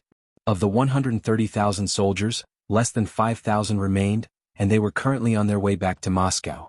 Not only that, the battle had only taken half a day, and the White Russian army's rations and supplies had all been plundered by the Han army. In just a short while, the officials and nobles of the White Russian army had ugly expressions. They hadn't expected the army to be defeated, and even more so for it to be defeated so quickly. What is this Maxim doing? Is he such a good-for-nothing? We gave him so many cannons and good things, but what did he do? What a disappointment. Maxim was incompetent in training his army, resulting in the defeat of his army. He should be hanged for this crime. That's right, the Rossi duchies don't need incompetent generals. Kill him. Kill him, kill him. Within a short period of time, a large number of voices appeared in the imperial court to condemn Maxim, with the nobles being the heaviest among them. At this moment, they seemed to have forgotten how they had praised Maxim for leading the army. This was the nobles. In their eyes, there were only benefits. It was best not to talk about favors with such people. Otherwise you would be very sad.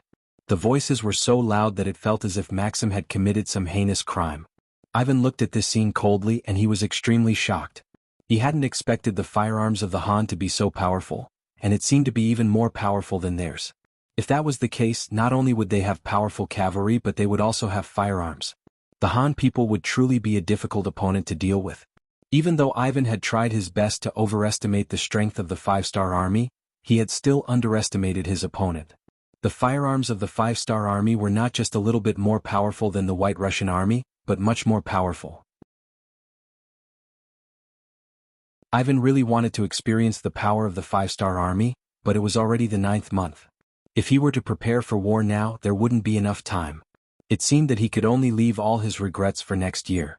On the other hand, when the blind Archduke heard that everyone in the court wanted to punish Maxim, he immediately took the opportunity to deprive this person of nearly half of his military power and allowed him to reflect on his crimes at home. He would talk about it when he figured it out. After this battle, he hadn't suffered any losses, but the nobles had suffered heavy injuries. He had also lost a powerful general like Maxim, so the blind duke was naturally in a good mood. He even had to thank the Han army for appearing. At the end of the meeting, the blind duke also said that it was too late this year. After the flowers bloomed tomorrow, he would send troops to attack Oksino city to show the might of the White Russian army. After receiving the promise, the ministers and nobles left the hall with satisfied looks on their faces. To them, the appearance of the Han army was a threat that could even attract ordinary people to follow suit. If they didn't suppress this trend, it would greatly affect their interests. This was not allowed. As long as the Han army was defeated and chased away, it didn't matter who did it in the end. This was the face of the bigwigs. In their eyes, they only cared about their own interests and their own petty schemes. How could the blind duke not see this? However, he didn't have a better idea. Although he was powerful, his words didn't carry weight in the White Russian army. Without the support of these nobles, the Rossi duchies would have internal strife. If that happened, not to mention dealing with others, it would be a problem for them to protect themselves. For the sake of the Rossi's interests, for the sake of righteousness, he sometimes had to compromise. Although he knew that these nobles were malignant tumors, he had no choice but to keep them. He only hoped that after the Rossi Empire completely controlled this land, they would slowly be eliminated. In fact, this wasn't just a problem of the Rossi Empire. The Great Ming Empire also had this characteristic. The nobles and wealthy families were like troublemakers that hindered the development of the Great Ming Empire. Although the emperor knew about this, he was powerless to solve it. On this point, Wuxia was the best. In history, any king who founded a country did very well. This was because they started from nothing, and it was easy for them to centralize power. This allowed their decrees to be quickly passed down. However, in order to stabilize the situation, they had to balance it out. More and more people with real power would appear, and in the end, the power would be dispersed. Even a powerful country wouldn't be able to achieve the cooperation of all its citizens. Yang Qindong was like a king who founded a country. His prestige and authority were unparalleled. Whenever he made a decision, even if someone opposed it, it would be difficult to stop him. In addition, Yang Qindong brought new knowledge, and with the help of Datsang, this great achievement was achieved. Yang Qindong had long been aware of this. He constantly increased the intensity and speed of this construction. Just as winter was about to arrive, and whether it was the Golden Horde or the Rossi Principalities, he was still busy commanding the five-star army. More and more roads were being built, and more greenhouses were being built. Under the lead of Chief Engineer Feng Ku, the most advanced research lab in Chichen City had already upgraded the steam engine 3 times. Now, the steam train was being developed, and most of it had already taken shape. Only a few key steps were needed, and the so-called first steam train could be tested. With the books and knowledge provided by Yang Qindong, once the first steam engine, which was the most difficult part, was built, the rest would be very simple and smooth. When the news of this spread, Chichen City was the first to lay the tracks. A 40-kilometer-long railway was built from the factory to the port. Once it was open to traffic, all the products produced would be sent to the port faster and distributed to the various regions. The laying of the tracks in Laos, Vietnam, and other Southeast Asian provinces was also in the final stages. They had already made the preparations and laid the foundation. Now they only needed to lay the tracks according to the predetermined route. Once the tracks were open to traffic, several provinces would be quickly connected. This way, goods and people could be quickly sent to each other. Once that time came, no matter where the problem was, the army could take the train to arrive in the shortest time possible. This would play a more positive role in stabilizing the security of the territory. The tracks from the 3 eastern provinces to the Far East were also being laid. This would be the first railway road in the region. Its role in supplying supplies to Eastern Europe could not be measured by money.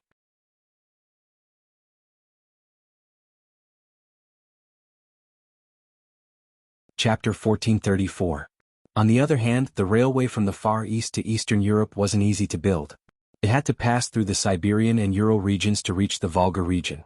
There were many forests and rivers along the way, which greatly hindered the construction of the railway. For this reason, after Yang Qindong understood the actual situation, he adopted the method of building a bridge when it met a river and digging a hole when it met a mountain. If it was a large mountain, he would take a detour. If it was a small mountain, he would use explosives to flatten it, or dig a hole through which the train could pass through. In these years, Yang Xia's mining work had developed rapidly, and he had the experience and strength to create a cave. Even so, it would take at least a few years to build this railway. Fortunately, Yang Qindong could afford to wait, and what he didn't lack the most now was manpower. Just a moment ago, after the great victory in Oxino City, Tian Hu and Wu Sheng had sent another 100,000 people, and they were all young and strong men. With these people, the construction and development of the railway would be greatly promoted. What he needed to do now was to take advantage of the time before it snowed to build a wider and longer road. Once it snowed, some of the work would have to stop. And the transportation of goods couldn't be stopped. For this reason, Yang Qindong had already arranged for a sleigh. It could easily slide through the snow even if it was full of goods. This way he could take advantage of the heavy snow to transport more goods into the city. In this way he would be able to do what he needed to do at the beginning of spring tomorrow. Because of the upcoming snow, Eastern Europe became quiet. Whether they liked it or not, a tripartite situation had already formed. This was one of Yang Qindong's biggest gains after coming here. Compared to Yang Qindong's gains, the Yarqiang and Tulyufan tribes in the Ili Belly region were officially under Yang Xie's control. The five-star army that was left there had even started a war against Ili Belly. By the time Yang Qindong left, the situation of the war had already become clear, but to everyone's surprise, King Bao Lide of Ili had been so determined that in order to strike at the five-star army, he had betrayed the interests of his own country. He had separately asked for help from the nearby Timur Empire, Kazakh, and Yusang, and had also stated that they would provide the provisions for the army. After defeating the five-star army, the territory would be divided among the four. When Prime Minister Ali Pu was in charge of Ili, he had accumulated a large amount of military supplies for the entire country. Now they were all being used. The appearance of the four-way army placed considerable pressure on the five-star army. The good thing was that the enemy was already at the end of their rope. Compared to the Yang faction who had a stable rear and a strong economy, they weren't afraid of anyone in a protracted battle. Once the enemy's rations ran out, it would be the time for the five-star army to win the battle. It just so happened that they could take the opportunity to have a good fight with the four-nation coalition. It was not a bad thing to wipe out their vital forces. The war on the land had to stop because of the weather. But the expedition on the sea showed no signs of stopping. After occupying Sri Lanka, the navy had taken Kaji, Guri, Halunos, and other cities. They had now reached the Persian Gulf, and according to their previous plan, they were building a naval supply base here. This place would become a new and important supply base for the navy when it went on expeditions all over the world. Equipped with powerful firearms and cannons, they had the world's most elite cold vanguard navy. Wherever the navy with the five-star flag went, they were like dragons entering the sea, unstoppable. In the short span of half a year, the wealth they plundered was equivalent to 120 million taels of silver. The number of slaves they plundered from various countries also reached over 6 million. Currently, they had already been sent back to the headquarters in Crimson City through the supply ships. After so many years, the investment in the navy had never been enough. Now it was finally time to reap the rewards. When a large amount of gold and silver was sent back to the treasury of Yang Xie, Yu Qian and the rest were all smiles. Now there were no ministers who would stop the navy from going out to sea. Compared to the wealth in his hands, the change in mindset of the officials made Yang Qindong feel more gratified. Although his authority was not something that could be shaken by the officials, but having people clamoring in his ears every day was not a good thing. This was also one of the reasons why Yang Qindong would rather suffer with the army and risk the dangers of going on expeditions than stay in Kiosk City.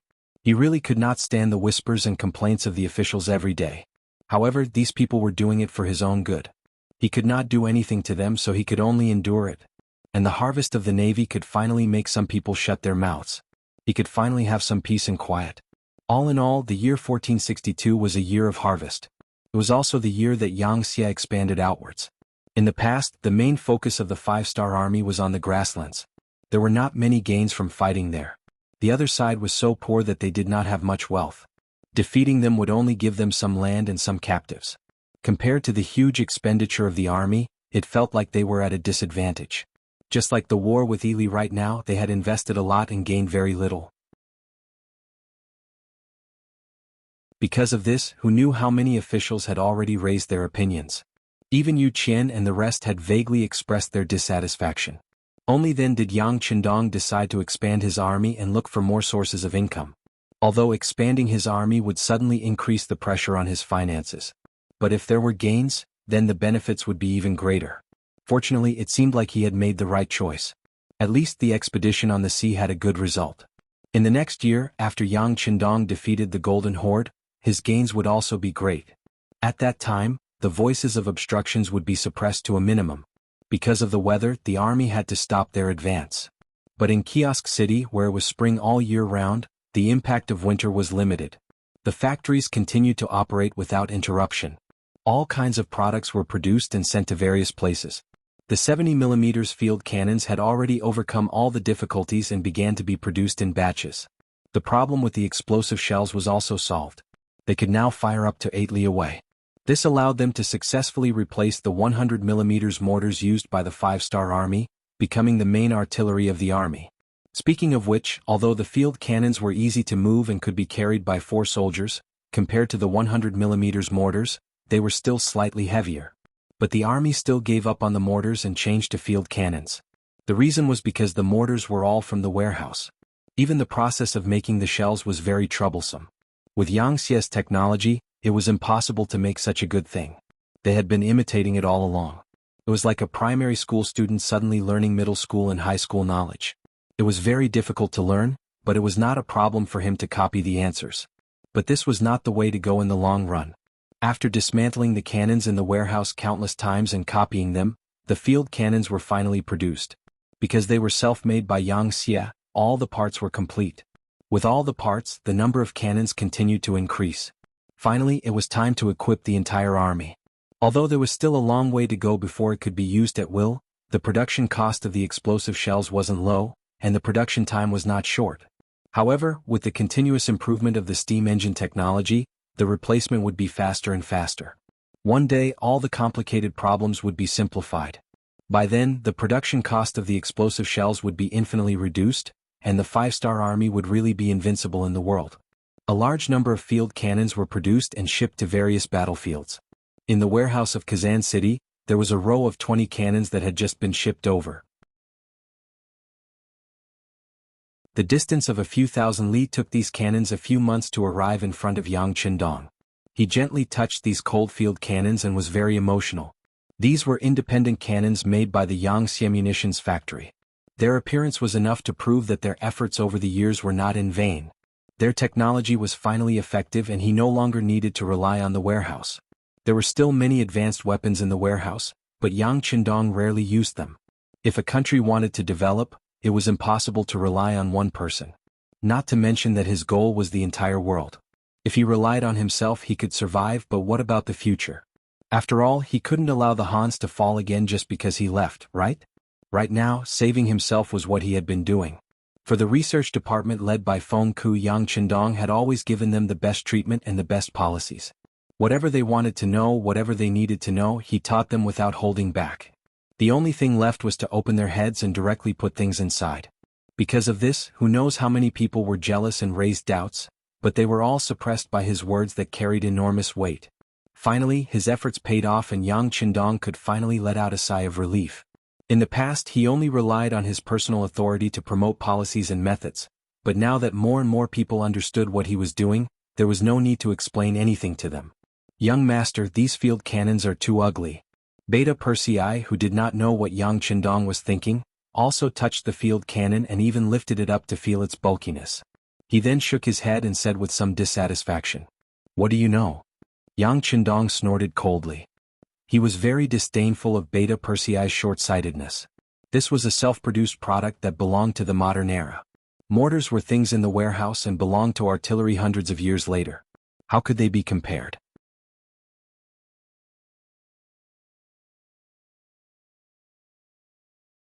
Chapter 1435. Why don't I understand? Beta Persei seemed to be a little anxious. He was afraid that Yang Qindong would look down on him, so he added, "Young master, this field artillery is not as good as mortars in terms of size, range, and power. But its shells are cheap. With this kind of artillery you can fire shells at will. How can this be compared to mortars?" Yang Qindong snorted. With just one sentence, Beta Persei was instantly speechless. The lack of artillery shells had always been one of the main factors restricting the development and growth of the five-star army. Usually, unless it was necessary, the five-star army would not use mortars in battle. Even if they did use mortars, there would be a limit to the number of shells they could fire. They would have to calculate the number of shells they could fire, which gave people a very uncomfortable feeling. For this reason, some people in the army also raised questions. Why couldn't they prepare more shells for war? In response to this question, Yang Qindong directly suppressed it by saying that the cost of shells was too high. Fortunately, researchers would not have any connection with the army. This was also one of Yang Qindong's strategies to govern the place. The army was only responsible for war, the civil servants were only responsible for governing the place, and the scientific researchers were only responsible for development and research. The parties could not have any horizontal connection, which made the other departments very mysterious in the eyes of the people in the department. So this answer blocked a lot of people's mouths. Now, with the appearance of the field artillery, Yang Qindong did not have to find so many excuses to explain the origin of the artillery in the future. And when he said that they could use shells at will, Beta Persei immediately became very excited. "Young master, can we really fire at will?" "Not at will, but the number of shells is always higher than mortars. Oh, by the way, the officials in South City just reported that the greenhouse there is ready for harvest. You can take some people to take a look." Yang Qindong was afraid that Yang Heir would raise the idea of casually firing cannonballs, so he would try firing 2 cannonballs first. Yang Qindong sent him away with one sentence. After Beta Persei left, Yang Qindong also had some peace. Then he looked at Qiu Vi, the captain of the Black Cavalry, and said, "Send a message to Cheng City and let them transport more shells. After spring, we will let the enemy know that in the face of our 5-star army, they don't even have the qualifications to fight back." The weather was getting colder and colder, and Eastern Europe was covered in snow. In the past, this time was the most difficult time for the people. Many people would even freeze or starve to death because of the cold weather and lack of food. But with the arrival of the 5-star army, everything changed. A large amount of food transported through the 3 eastern provinces made the people no longer starving. Although it was not enough to completely fill their stomachs with 3 meals a day, it was not a problem to have 2 meals a day. In particular, the harvest of the greenhouse allowed more green vegetables to appear in the city. This was something that no one dared to dream about. Now, it had actually been realized. Many people knelt on the ground and sighed at the superb magic of King Wunan of Damyang. At the same time, they were even more determined to follow him. Many people were already prepared to work hard after spring to earn more Chinese coins. In this way they could buy more food in the coming winter and say goodbye to the days of hunger and cold. A large number of potatoes, sweet potatoes, corn and other seeds were sent to the warehouse. With these high-yielding seeds, Yang Qindong believed that next year would be a bumper harvest. From then on, the people here would not only say goodbye to the life of not having enough to eat, but also become a new food base in the future. It would become a bridgehead from here to the European mainland, and become another existence like the first city. This winter quietly passed by under the expectations of the people. In the 3rd month of the year 1493, the weather began to warm up. After the snow began to melt, the 4 cities with the smell of Yangtze shone with a new youth. Countless people walked out of their homes and went out of the city to build roads. For them, having something to do and earning Chinese coins was the best life. In the 3rd month, the snow on the roads began to melt. The soldiers were also in high spirits and prepared to go to war. Among them, the tens of thousands of new soldiers were the most excited. This winter, they were able to bask in the glory of being part of the 5-star army. They were able to wear thick and warm military coats. Some of the officers who had performed well were even given black down jackets. When they wore these clothes, they were no longer afraid in the cold weather. For a period of time, the matter of a down jacket being exchanged for a wife was happening among the people. Unexpectedly, there was a great tendency that the supply could not meet the demand. This was something that Yang Qindong did not expect. However, in this era of poverty where human life was the most worthless, it really happened. Yang Qindong did not know whether to laugh or cry when he heard this. However, this also showed that Yang Xie's items were very popular. The story of a down jacket being exchanged for a wife spread in the army.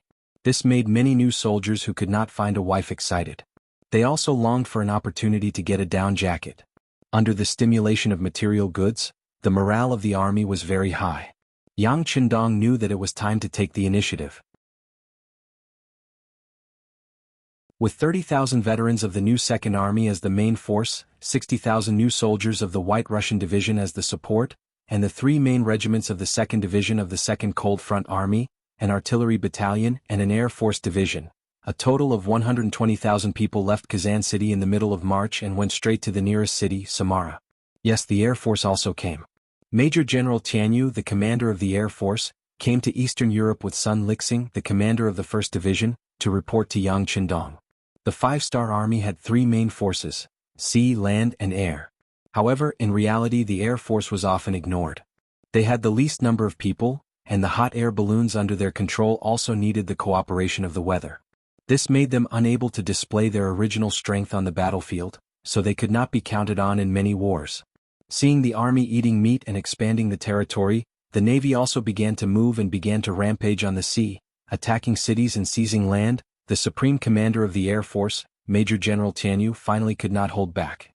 He begged Feng Ku, the first engineer of the Science and Technology Research Institute, and even borrowed a science and technology development team from him at the risk of being impeached. Under the efforts of this team, not only was the direction problem of the hot air balloon solved, but they also created a hydrogen balloon that flew higher than the original one. On the modified hot air balloon, a steam engine was added. After changing the power source, it ensured that they could fly however they wanted in the air and fly wherever they wanted. They did not need to rely on the wind to move forward. They could stay in the air for a full 24 hours, which was enough to deal with the general needs of the war. After the improvement, the commander of the Tianyu army continuously reported to Yang Qindong, requesting to go out and fight. In the end, he got such an opportunity to perform. At that moment, he traveled tens of thousands of li, first arriving at the 3 eastern provinces on a ship from Crimson City, then to the Far East region and then to Siberia. Even during the new year he spent it on the road. Finally, a week ago he arrived at Kazan City, just in time for the attack plan. In order to verify that Tianyu's words were not exaggerated, Yang Qindong first watched his performance in the air. After seeing that he indeed had the ability to shoot wherever he wanted, he waved his hand and agreed to let him participate in the military plan to attack the Golden Horde. With the cooperation of the Air Force and the 275mm field cannons that were delivered in several batches, Yang Qindong led his army of 120,000 confidently out of Kazan City and headed straight for Samara City. These 120,000 people were just the first echelon. Behind him, there was a newly built second division of the White Russia, with 60,000 members. After the 5-star Army's main force attacked the city, they would be responsible for logistics, battlefield cleaning and prisoner guarding. The commander of the second division was Nikolaev. From the first generation's temporary commander to the commander of the second division, Nikolaev was noble and took the initiative to let Huri be the commander of the first division. In his words, Huri was once a great Khan, and knew how to manage an army better than he did. Nikolaev's modesty in Yang Qindong's eyes made him very satisfied. From his observation these days, this person's learning ability was very strong, and most importantly he was very loyal. He never thought of himself as a White Russian. On the contrary, he applied to become a Han citizen several times. He even said in front of everyone that a person's origin could not be changed, and all he could do was to become a qualified Han citizen through his own efforts. Such a loyal person and also a talent, Yang Qindong of course had no reason to let him go. With a wave of the pen, he agreed to his request to become a Han citizen, and gave him the position of commander of the second division. He also left a battalion of the new Second Army to be responsible for his safety. In the end it was also to monitor him. Yang Qindong would never easily trust a person of another race. Even if he trusted that the other party would not do anything to betray him, he still had to take the necessary measures. After temporarily handing over the matters of the rear to Nikolaev, Yang Qindong led the 120,000 troops out of the city and headed south. As soon as he moved, the scouts of the Golden Horde, who had been watching his movements, immediately reacted and reported the matter to the Great Khan. In the Golden Horde, Mahama summoned the generals to discuss how to deal with the 5-star army. Since they did not know the strength of the 5-star army, all the generals had a relaxed look on their faces. Especially the ferocious Muhammad, who had a look of disdain as he said, "These Hans are really looking for death. We did not go look for them but they came to seek their own deaths. Great Khan, I will ask 50,000 elite cavalry to hunt outside Samara and capture these 2-footed sheep as slaves."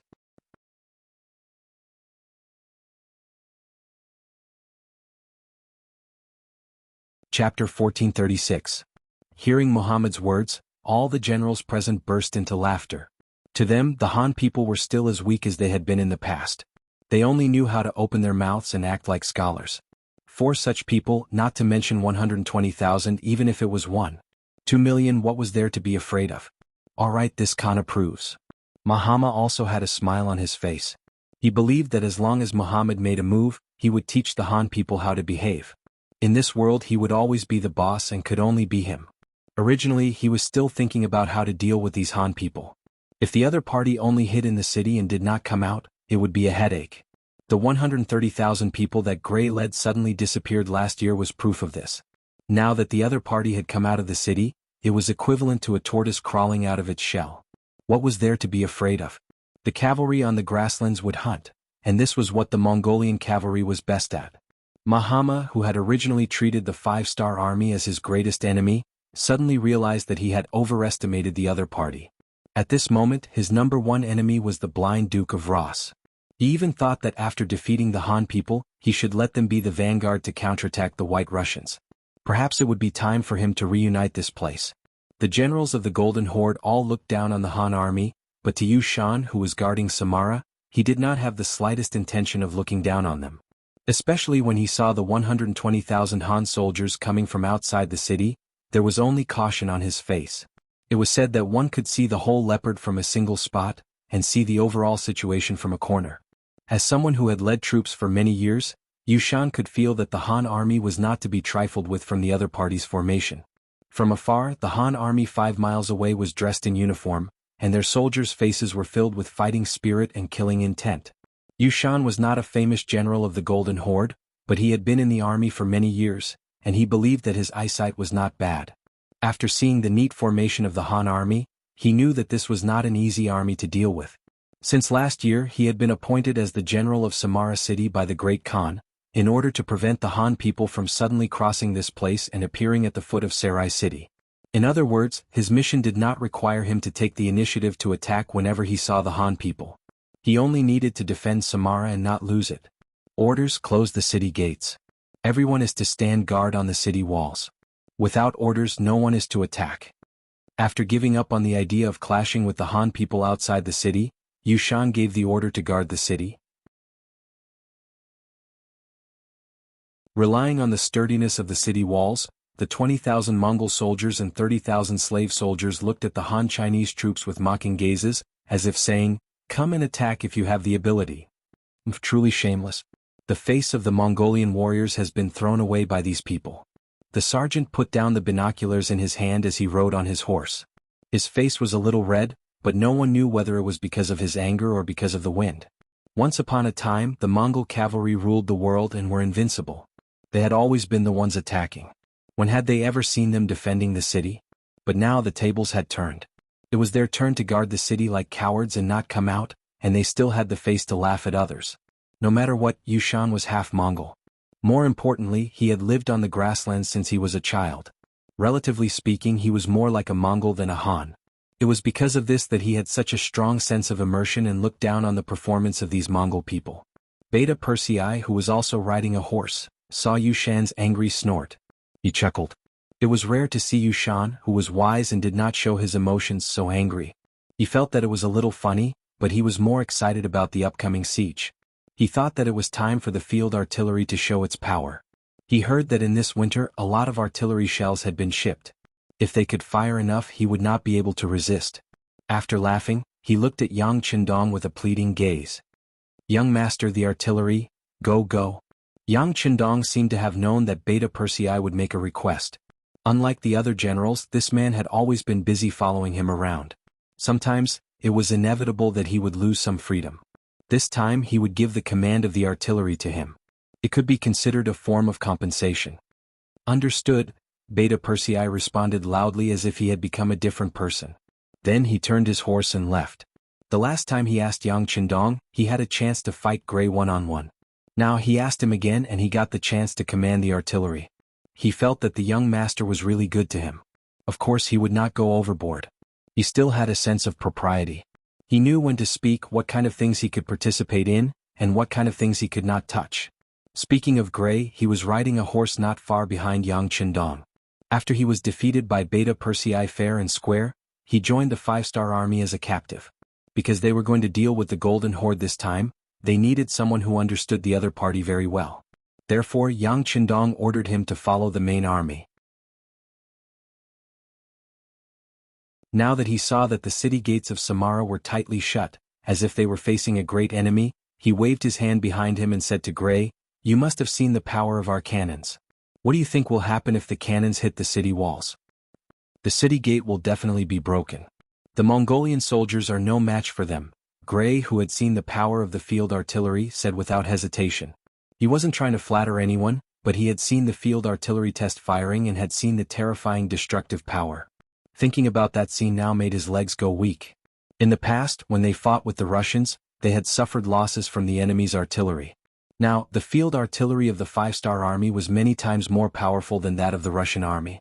It would be strange if the Mongolian soldiers could win. Yang Qindong nodded. "Since you know what will happen, are you willing to persuade them to surrender so that your brothers will suffer less and die less?" "I am willing." Gray nodded heavily. To him, persuading them to surrender was not something shameful. On the contrary, he was living for them.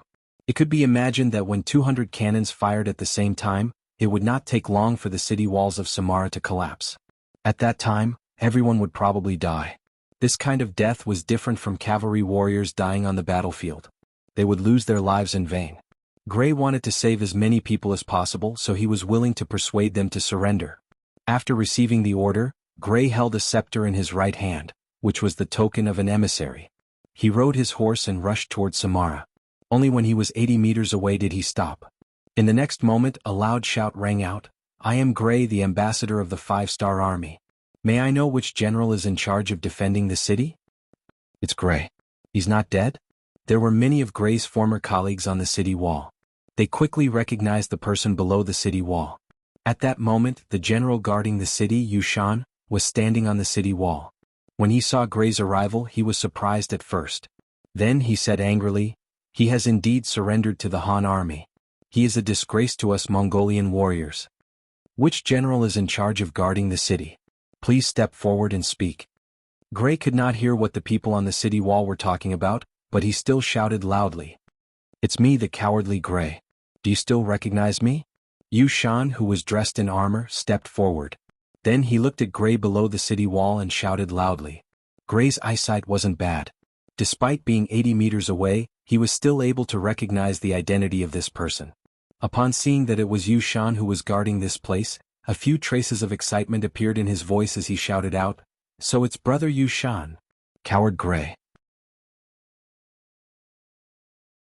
Even after suffering such a loss, I still treated you as a brave warrior, and even burned incense for you every day. Who would have thought that you would actually surrender to the Han people? Do you know what the word shame means?" Just as he was about to explode with anger, Yu Shan shouted out loudly, or rather questioned Gray. "Brother Yu Shan, you are wrong. It's not that I want to surrender to the Han army. It's just that their firepower is too strong. We are no match for them. Brother Yu Shan, I advise you to open the city gate and surrender to the 5-star army. You are no match for them. Furthermore, the Great Khan has arranged for you to be here. It's obvious that he wants you to be a shield. We can't be rash and lose the lives of our brothers." Gray's relationship with Yu Shan was very good. Otherwise, Yu Shan would not have burned incense for him every day. Because of this, he felt that it was even more important to persuade Yu Shan to open the city gate and surrender. Only then would he be able to survive. He had not seen the power of the 5-star army and still treated Yang Qindong's army as the cowardly 2-legged sheep army of the Han army. How could Yu Shan surrender without a fight? He knew that the Great Khan had arranged for him to be in Samara city and that he was being used. However, as a Mongolian warrior, he should not be afraid of sacrifice or death. Furthermore, wasn't this using him to prove that he was still useful? This was a good job that some warriors were envious of but could not obtain. Yu Shan, who had made up his mind to defend Samara city to the death and give the Han army a taste of their own medicine, would not give up on defending the city just because of a few words from Gray. Yu Shan gave a cold snort as he received a powerful crossbow from one of his bodyguards. Pulling the bowstring, he released an arrow, sending an arrow flying 10 steps in front of Gray. Gray. Gray's eyes widened as he looked at Yu Shan. Gray's eyes widened in shock. "Gray, you coward. From now on, we have nothing to do with each other. If you continue to stir up the morale of the troops here, the next arrow will be shot into your chest." Scram. Yu Shan was furious as he shouted out emotionlessly. It was impossible for the furious Yu Shan to listen to any words or advice. Therefore, Gray knew that he wouldn't be able to complete his mission. He was also clear about Yu Shan's temper. If he didn't leave, the other party would really do as he said, and could really kill him with a single arrow. After shaking his head and sighing helplessly, Gray turned his horse back. However, even so, he did not forget to turn around and shout at the city wall, "Brothers, remember my words. If you can't hold on, come out with the white flag. At that time, I will be able to save your lives."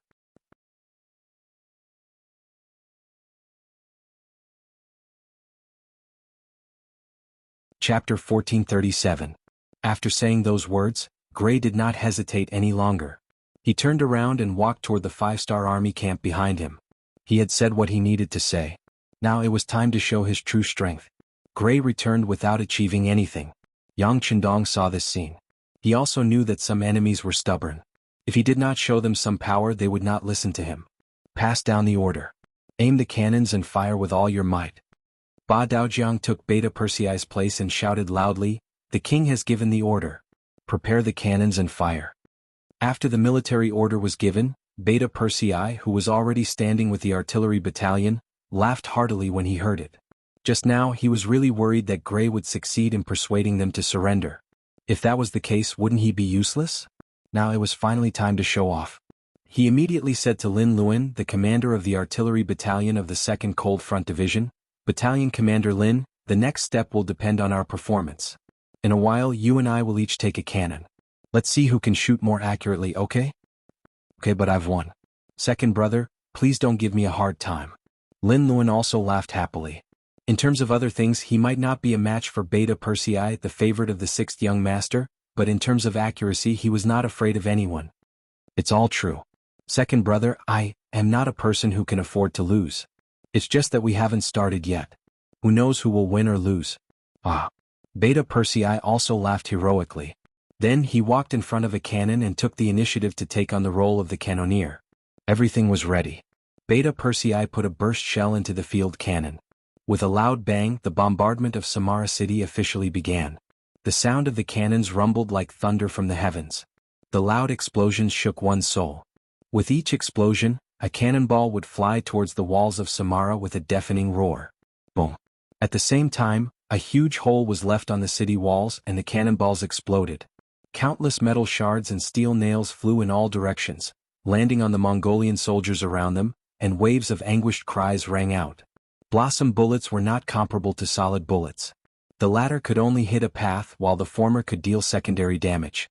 Since they were not prepared and did not expect the 5-star army's cannons to be able to hit so far away, their power was also so strong.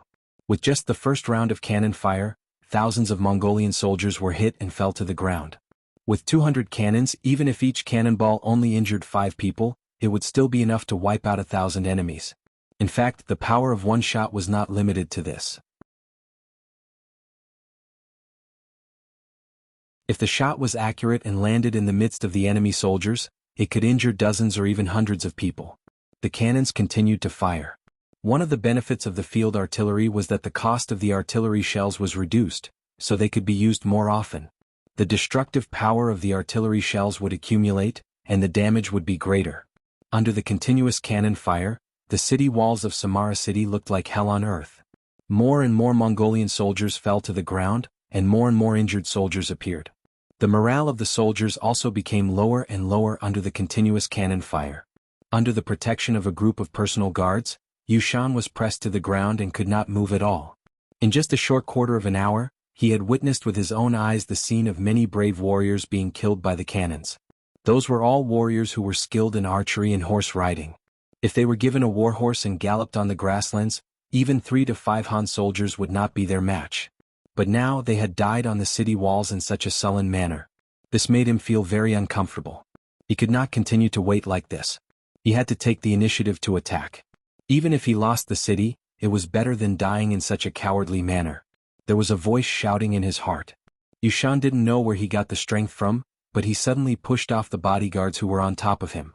He shouted loudly, "Warriors, follow this general downstairs. We will ride our war horses and charge out. Even if we die, we will die on the charge. That's right, we must let the Han know our strength." Some of the Mongolian soldiers who could not stand waiting passively to die also shouted out. After the news spread, more and more Mongolian warriors ran down the city walls and found their war horses. They were prepared to charge out and fight. Stop. In the 5-star Army's central tent, Yang Chendong put down the binoculars in his hands and raised his right hand.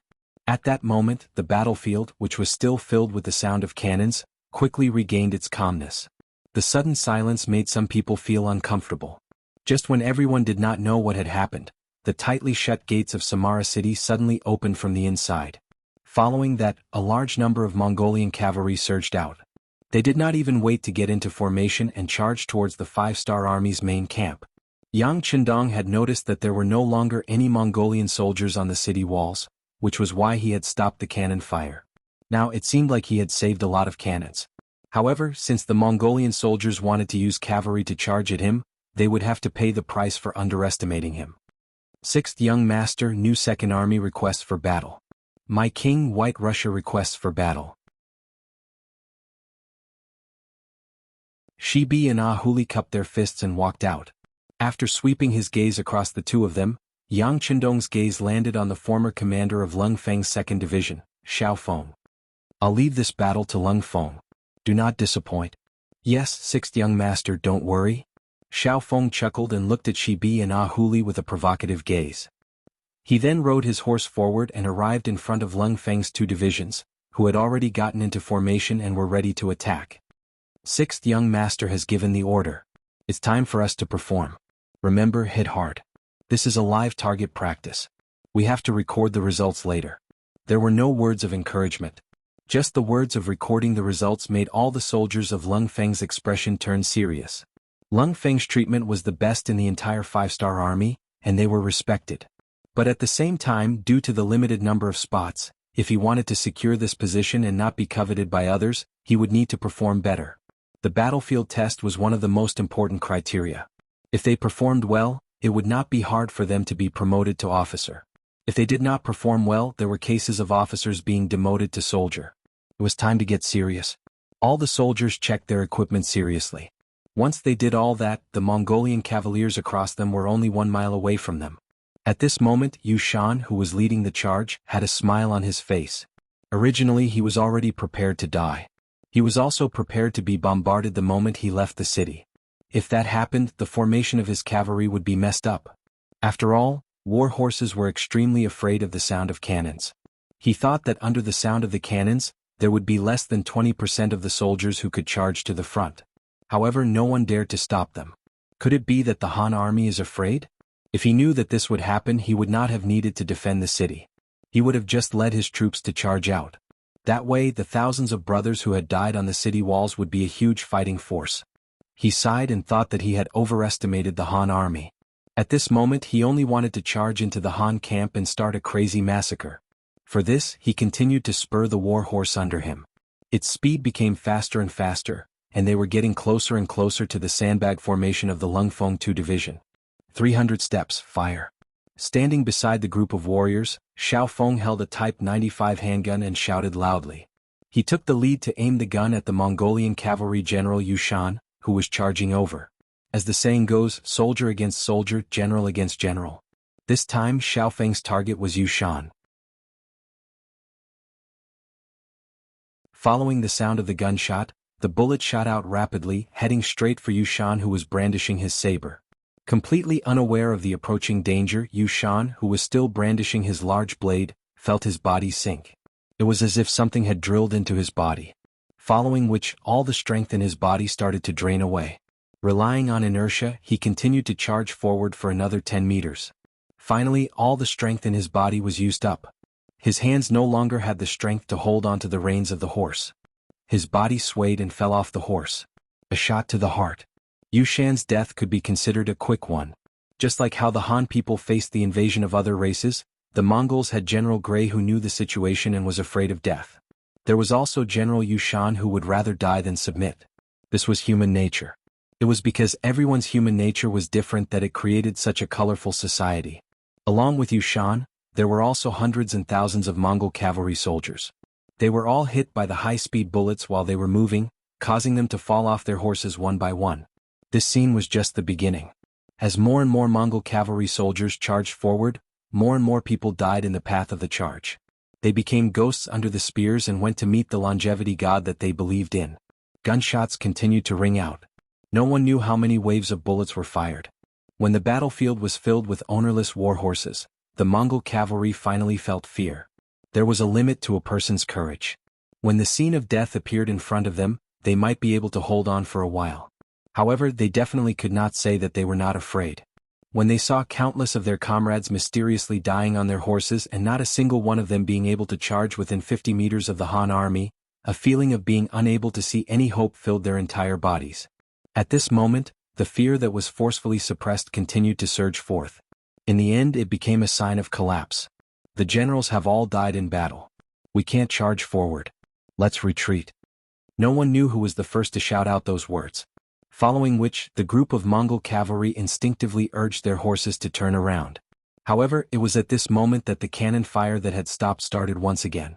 However, this time the cannon fire was not aimed at the city walls. Instead, it was aimed at their escape route.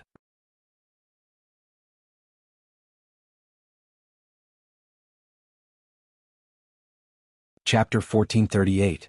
Since they had already escaped, how could the five-star army allow them to escape back into the city? Cavalry charge. Yang Qindong rode the white dragon and looked at everything that was happening in front of him indifferently. Everything was going according to plan.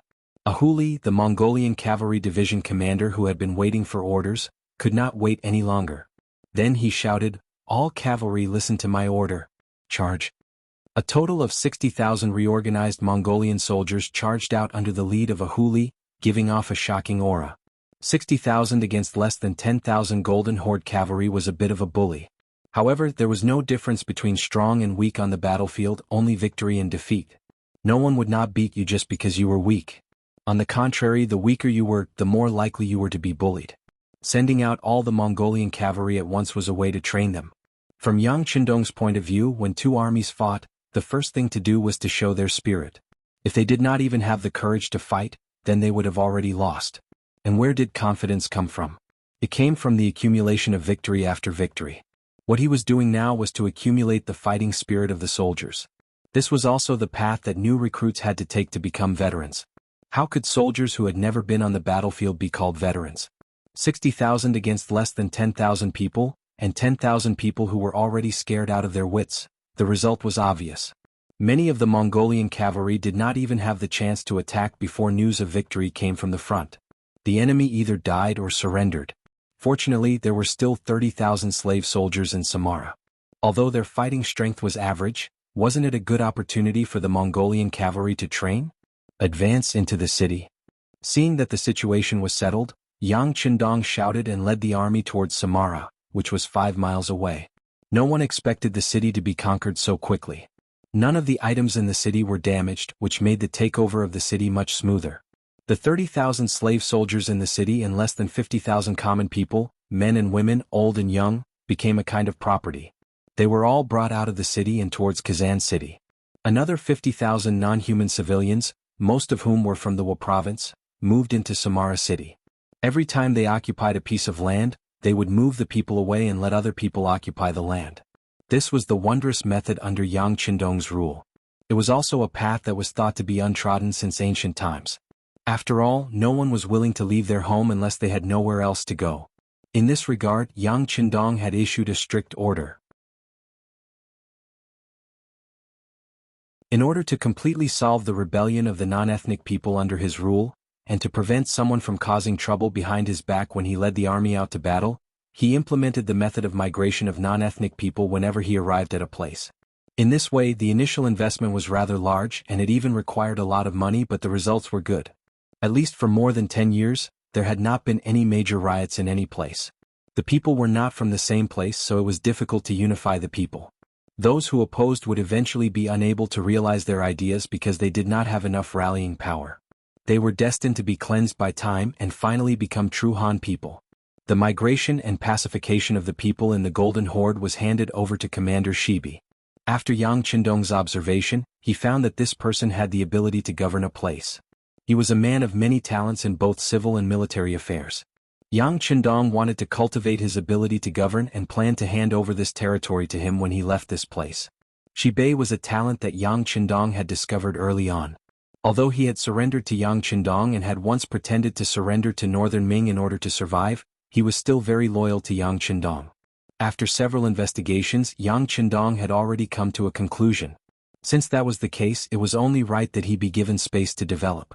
He did not pay attention to the affairs in the city. Naturally, there would be someone else to take care of it. What Yang Qindong needed to do now was to lead the army straight to Sarai, the capital of the Golden Horde. At this time, the news of Samara's capture had reached Sarai. When he heard the news, General Muhammad was still reorganizing his army and had not yet left the city. When the news came, he was shocked. He secretly cursed Yushan's stupidity. 20,000 cavalrymen and 30,000 slave soldiers. How could the city be captured in just one day? What a bunch of trash. Although he was puzzled, he had to speed up his army and prepare to meet the 5-star army at Sarai. Not only was Muhammad caught off guard, but Great Khan Muhammad also did not expect the city to be captured so quickly. When he learned that the Han army was only 200 miles away from Xinjiang and could arrive in 3 days, He gave several orders to the surrounding Mongolian tribes to gather their troops outside the city. The sudden fall of Samara put the Golden Horde in a passive position. But even at this time, not many people thought highly of the five-star army. In their eyes, sheep were sheep. Even if they were given sharp weapons to kill wolves, they would still be no match for a pack of wolves. Army continued to speed up. Put down the unimportant things first and leave them for the transport team behind. Yang Qindong knew that speed was the most important thing in war. Using speed to defeat slowness was his forward strategy for this military operation. The Golden Horde had ruled here for more than 200 years. There were countless surrounding tribes that had submitted to them. If they were all gathered together, their military strength could reach a terrifying 1 million. At that time, even if Yang Qindong had the field artillery, it would take a long time to conquer these people. The price he would have to pay would be unknown. The best way to solve this problem was to suddenly appear in front of the enemy before they fully recovered and take down Sarai. They would occupy the Holy Land in the eyes of the Mongolians and destroy their fighting spirit. Most importantly, only by catching the enemy off guard could they not give them the chance and time to move their belongings. The cost of this operation was not small. He was counting on the wealth that the Golden Horde had accumulated over the past 200 years to subsidize the military supplies. They left behind all the equipment that they did not need for the time being. 20,000 of the 120,000 soldiers were left behind to cover the retreat, while the other 100,000 rushed towards Sarai. They had originally planned to arrive in 3 days, but they only used 1.5 days to arrive. When noon arrived, the 5-Star Legion Corps appeared outside the city, causing the Mongol soldiers on the city walls to scream out loud. No one had expected the Han army to appear in front of them so quickly. Luckily, the Mongolian soldiers were standing on the city walls, which gave them a sense of security. Like the Han people, the Golden Horde had holed themselves up in the city. They would only go out during the grazing season. This way they were much safer. However, they did not know that this was equivalent to killing their fighting spirit. The news of the Han army's appearance quickly spread into the city. When the city gates were closed, all the Mongol nobles in the city knew about this matter. Some of their faces became flustered, and the city became noisy because of this. The fact that Samara was taken so quickly proved that the Han army was strong and terrifying. It seemed like there was going to be a bloody battle. Even so, no one thought that the Han army would be able to take down Sarai. After all, this was the capital of the Golden Horde. Just the elite cavalry alone numbered more than 300,000. This did not include the troops from the other tribes that could come in a short period of time. It was said that the Han army only had around 100,000 men. Did they really think that they could swallow an elephant? Outside the city, the 5-Star Army was following the plan. The 2nd Division of the Cold Vanguard was at the front. 200 cannons were pushed to the front lines, and 3 regiments of infantry were also at the front lines. They took out their sandbags and prepared to fight at any time. The cavalry of the new 2nd Army stood on both sides of the 2nd Division of the Cold Vanguard. While protecting their flanks, they were also prepared to charge into the city at any time. The 60,000 Mongolian soldiers were made up of civilians and captives. Under the leadership of Ahuli, they were also sharpening their swords. They already knew that when the time was right, they would be the first to charge into Sarai. They would be the first to charge into the city of Sarai. This was both an honor and a test. As the first to charge, it was always the most dangerous. However, no one cared anymore. Thinking of the benefits and good things that could be obtained by making military contributions, these poor men were willing to take the risk. Wasn't it true that wealth came from danger? Furthermore, many of them were made up of surrendered soldiers. Wasn't this the best chance for them to show their loyalty to the 5-Star Army? Many people were eager to give it a try. If they were not facing Salai City, which was once a holy land in their eyes, and still had a trace of respect, many soldiers would have laughed out loud and pointed at the city to make a joke of it. Reporting to the 6th Young Master, the 2nd Division of the Cold Vanguard is ready. The commander of the 2nd Division, Xiao Feng, stood in front of Yang Qindong and saluted. His voice was full of excitement. They were going to attack the Golden Horde that had lasted for more than 200 years. This was the home of the invincible Mongolian elites. It was said that the great Khan of the Golden Horde still had the pure blood of the Golden Horde flowing in his body. How could they not be excited when such a powerful force was about to be rubbed against by their own hands? This was a great achievement. Yang Qindong looked at the excited Xiao Feng and was very satisfied. From the time they entered the camp to the time everything was set up, it only took them 20 minutes. This was enough to prove how hard they trained. It was said that 3 minutes on stage was equivalent to 10 years of hard work. How could it not be the same in the army? A good army not only had to have a good style and be able to win battles, but also had to have strict discipline. They had to be able to remain calm in the face of danger and strike the enemy with lightning speed.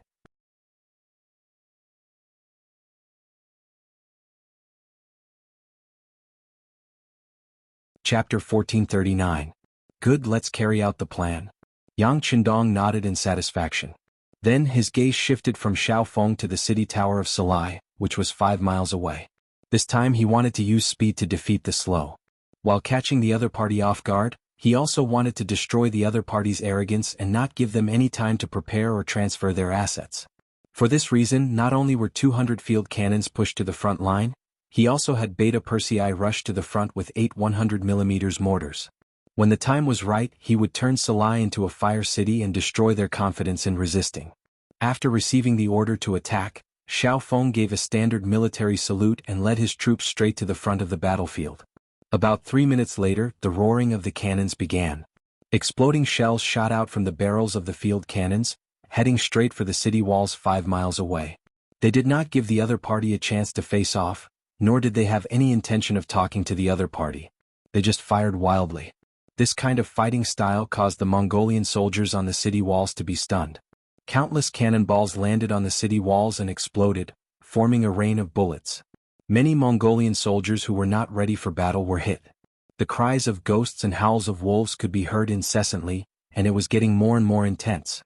As the capital of the Golden Horde, there were dozens of cannons on the city tower of Salai. But whether it was the attack range or power, they could not be compared to the field cannons. With the accurate information provided by Gray, the 2nd Division of the Cold Front destroyed all the cannons in the first wave, not giving the other party any chance to fire back. The sound of cannons continued. In a short while, thousands of Mongolian soldiers on the city tower were either dead or injured, turning this place into a hell on earth. Go up the city tower and fire back with arrows. General Amba, who was in charge of the security of the city gate, shouted loudly.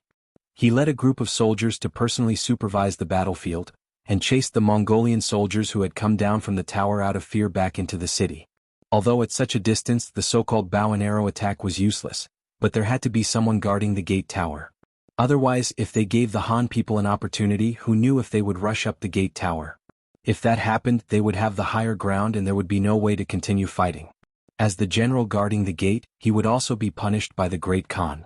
After a round of slaughter, they finally managed to stop the soldiers from escaping. Due to the sharpness of the blades, the Mongolian soldiers had no choice but to run back up with bitter expressions. General Amba breathed a sigh of relief as he finally managed to control the tide of defeat.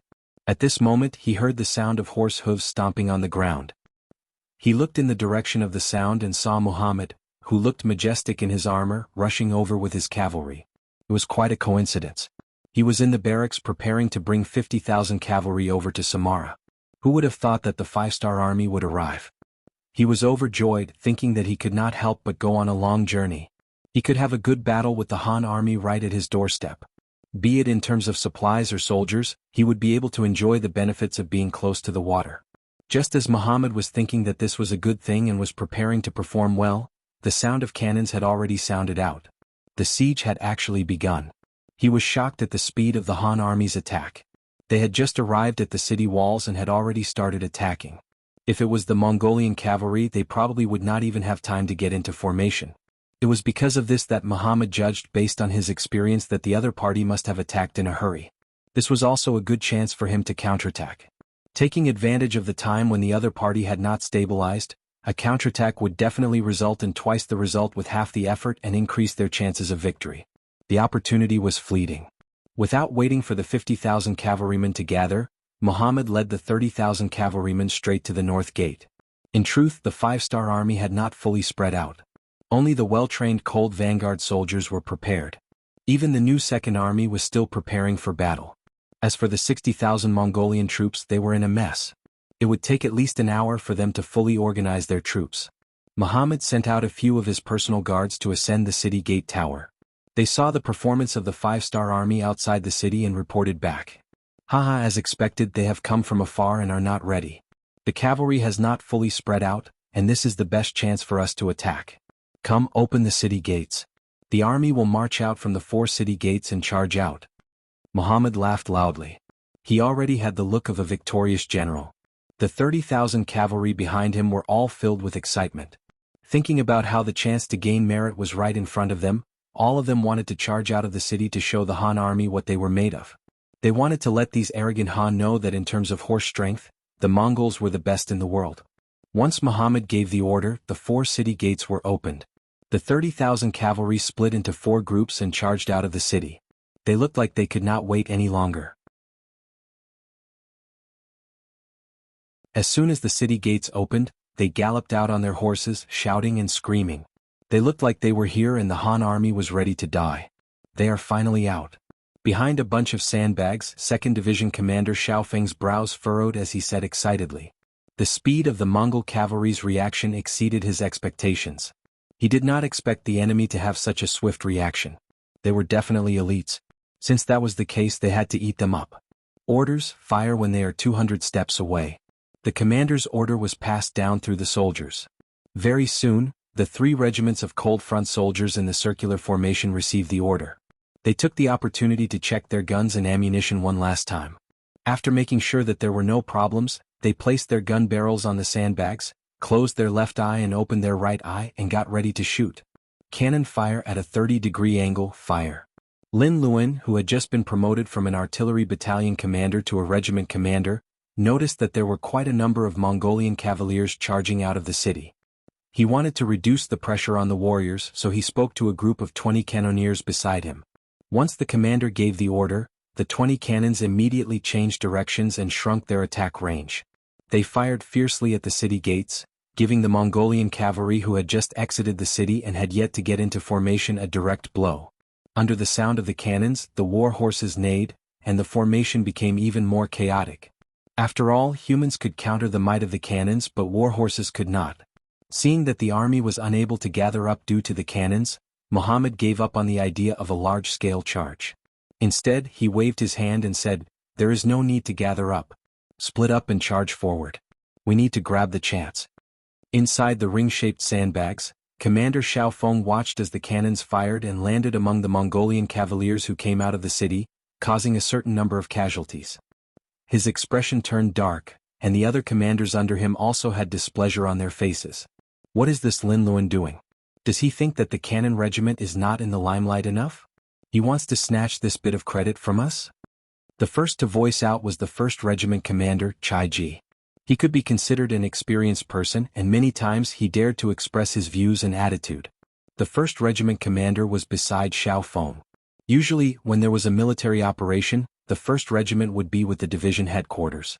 Such dissatisfaction naturally fell into Xiaofeng's ears. He also felt that it was not good to snatch credit like this. Of course, he also knew that Lin Luan was trying to reduce the pressure on them. However, the 2nd Regiment was already prepared. Just the light and heavy machine guns alone had 100, so how could they be afraid of the Mongol cavalry who were already trapped? "Go, inform Colonel Lin that without my orders, there is no need for cannon support. Tell him to do his job properly and be ready to advance at any time," Xiaofeng said to the messenger beside him. These words immediately received the agreement of the surrounding soldiers. It was obvious that this was what they were thinking. The moment the Mongol cavalry left the city, they were hit by a wave of cannon fire. Under the spray of bullets, iron shrapnel and nails flew in all directions. Before the Mongol cavalry could even shout the word "charge," they were already turned into corpses. Under the rumbling of the cannons, the war horses were also affected. They shook their heads and did not listen to orders. In just a single round, they had lost over 1,000 riders. Cold sweat dripped down Muhammad's neck uncontrollably. The cavalry he brought were all elite soldiers. Normally, when they encountered enemies, it was normal for them to fight 1 against 3 or even 4 against 1. However, in just one round of cannon fire, they had lost so many men. If this continued, he did not dare to guarantee that they would win this battle. Fortunately, after 2 rounds of cannon fire, the cannons stopped. The cannons once again smashed towards the city walls. This caused Muhammad to heave a sigh of relief. At the same time, he scolded the stupidity of the Han people. Did they not know that compared to the thick city walls, his cavalry was easier to deal with and was more dangerous? However, Muhammad would not be so kind as to remind the Han army. Since there was no longer the threat of the cannons, he should make use of this time to charge forward. Once they were entangled with the Han cavalry, the cannons would not be able to pose any threat. Everyone charge. There was no need for Muhammad to say anything. The Mongolian riders who had survived the barrage of cannon fire had already charged forward. They were all veterans, so they naturally knew what to do on the battlefield. Thanks to the previous battles with the White Russians, they had a certain level of understanding towards cannons. At the very least, they would not be afraid to charge forward. More and more Mongol cavalry charged out of the city gates, charging towards the Han army camp. In front of them, there was a Han army camp that was about a li away, and they saw that there was a large circle of soldiers surrounding the area with bags of food. Although they did not know what these people were doing, the Mongol cavalry knew that if they wanted to charge into the camp, they had to deal with these Han people. You're tuning in to the Han Lee's Wuxia Chronicles YouTube channel. We're so grateful for your support, and don't forget to subscribe to join us on this incredible journey through captivating stories. Your generosity through donations truly makes a world of difference, as it's the primary source of revenue that allows me to expand and enhance this channel for you. Thank you from the bottom of my heart for being a part of this adventure.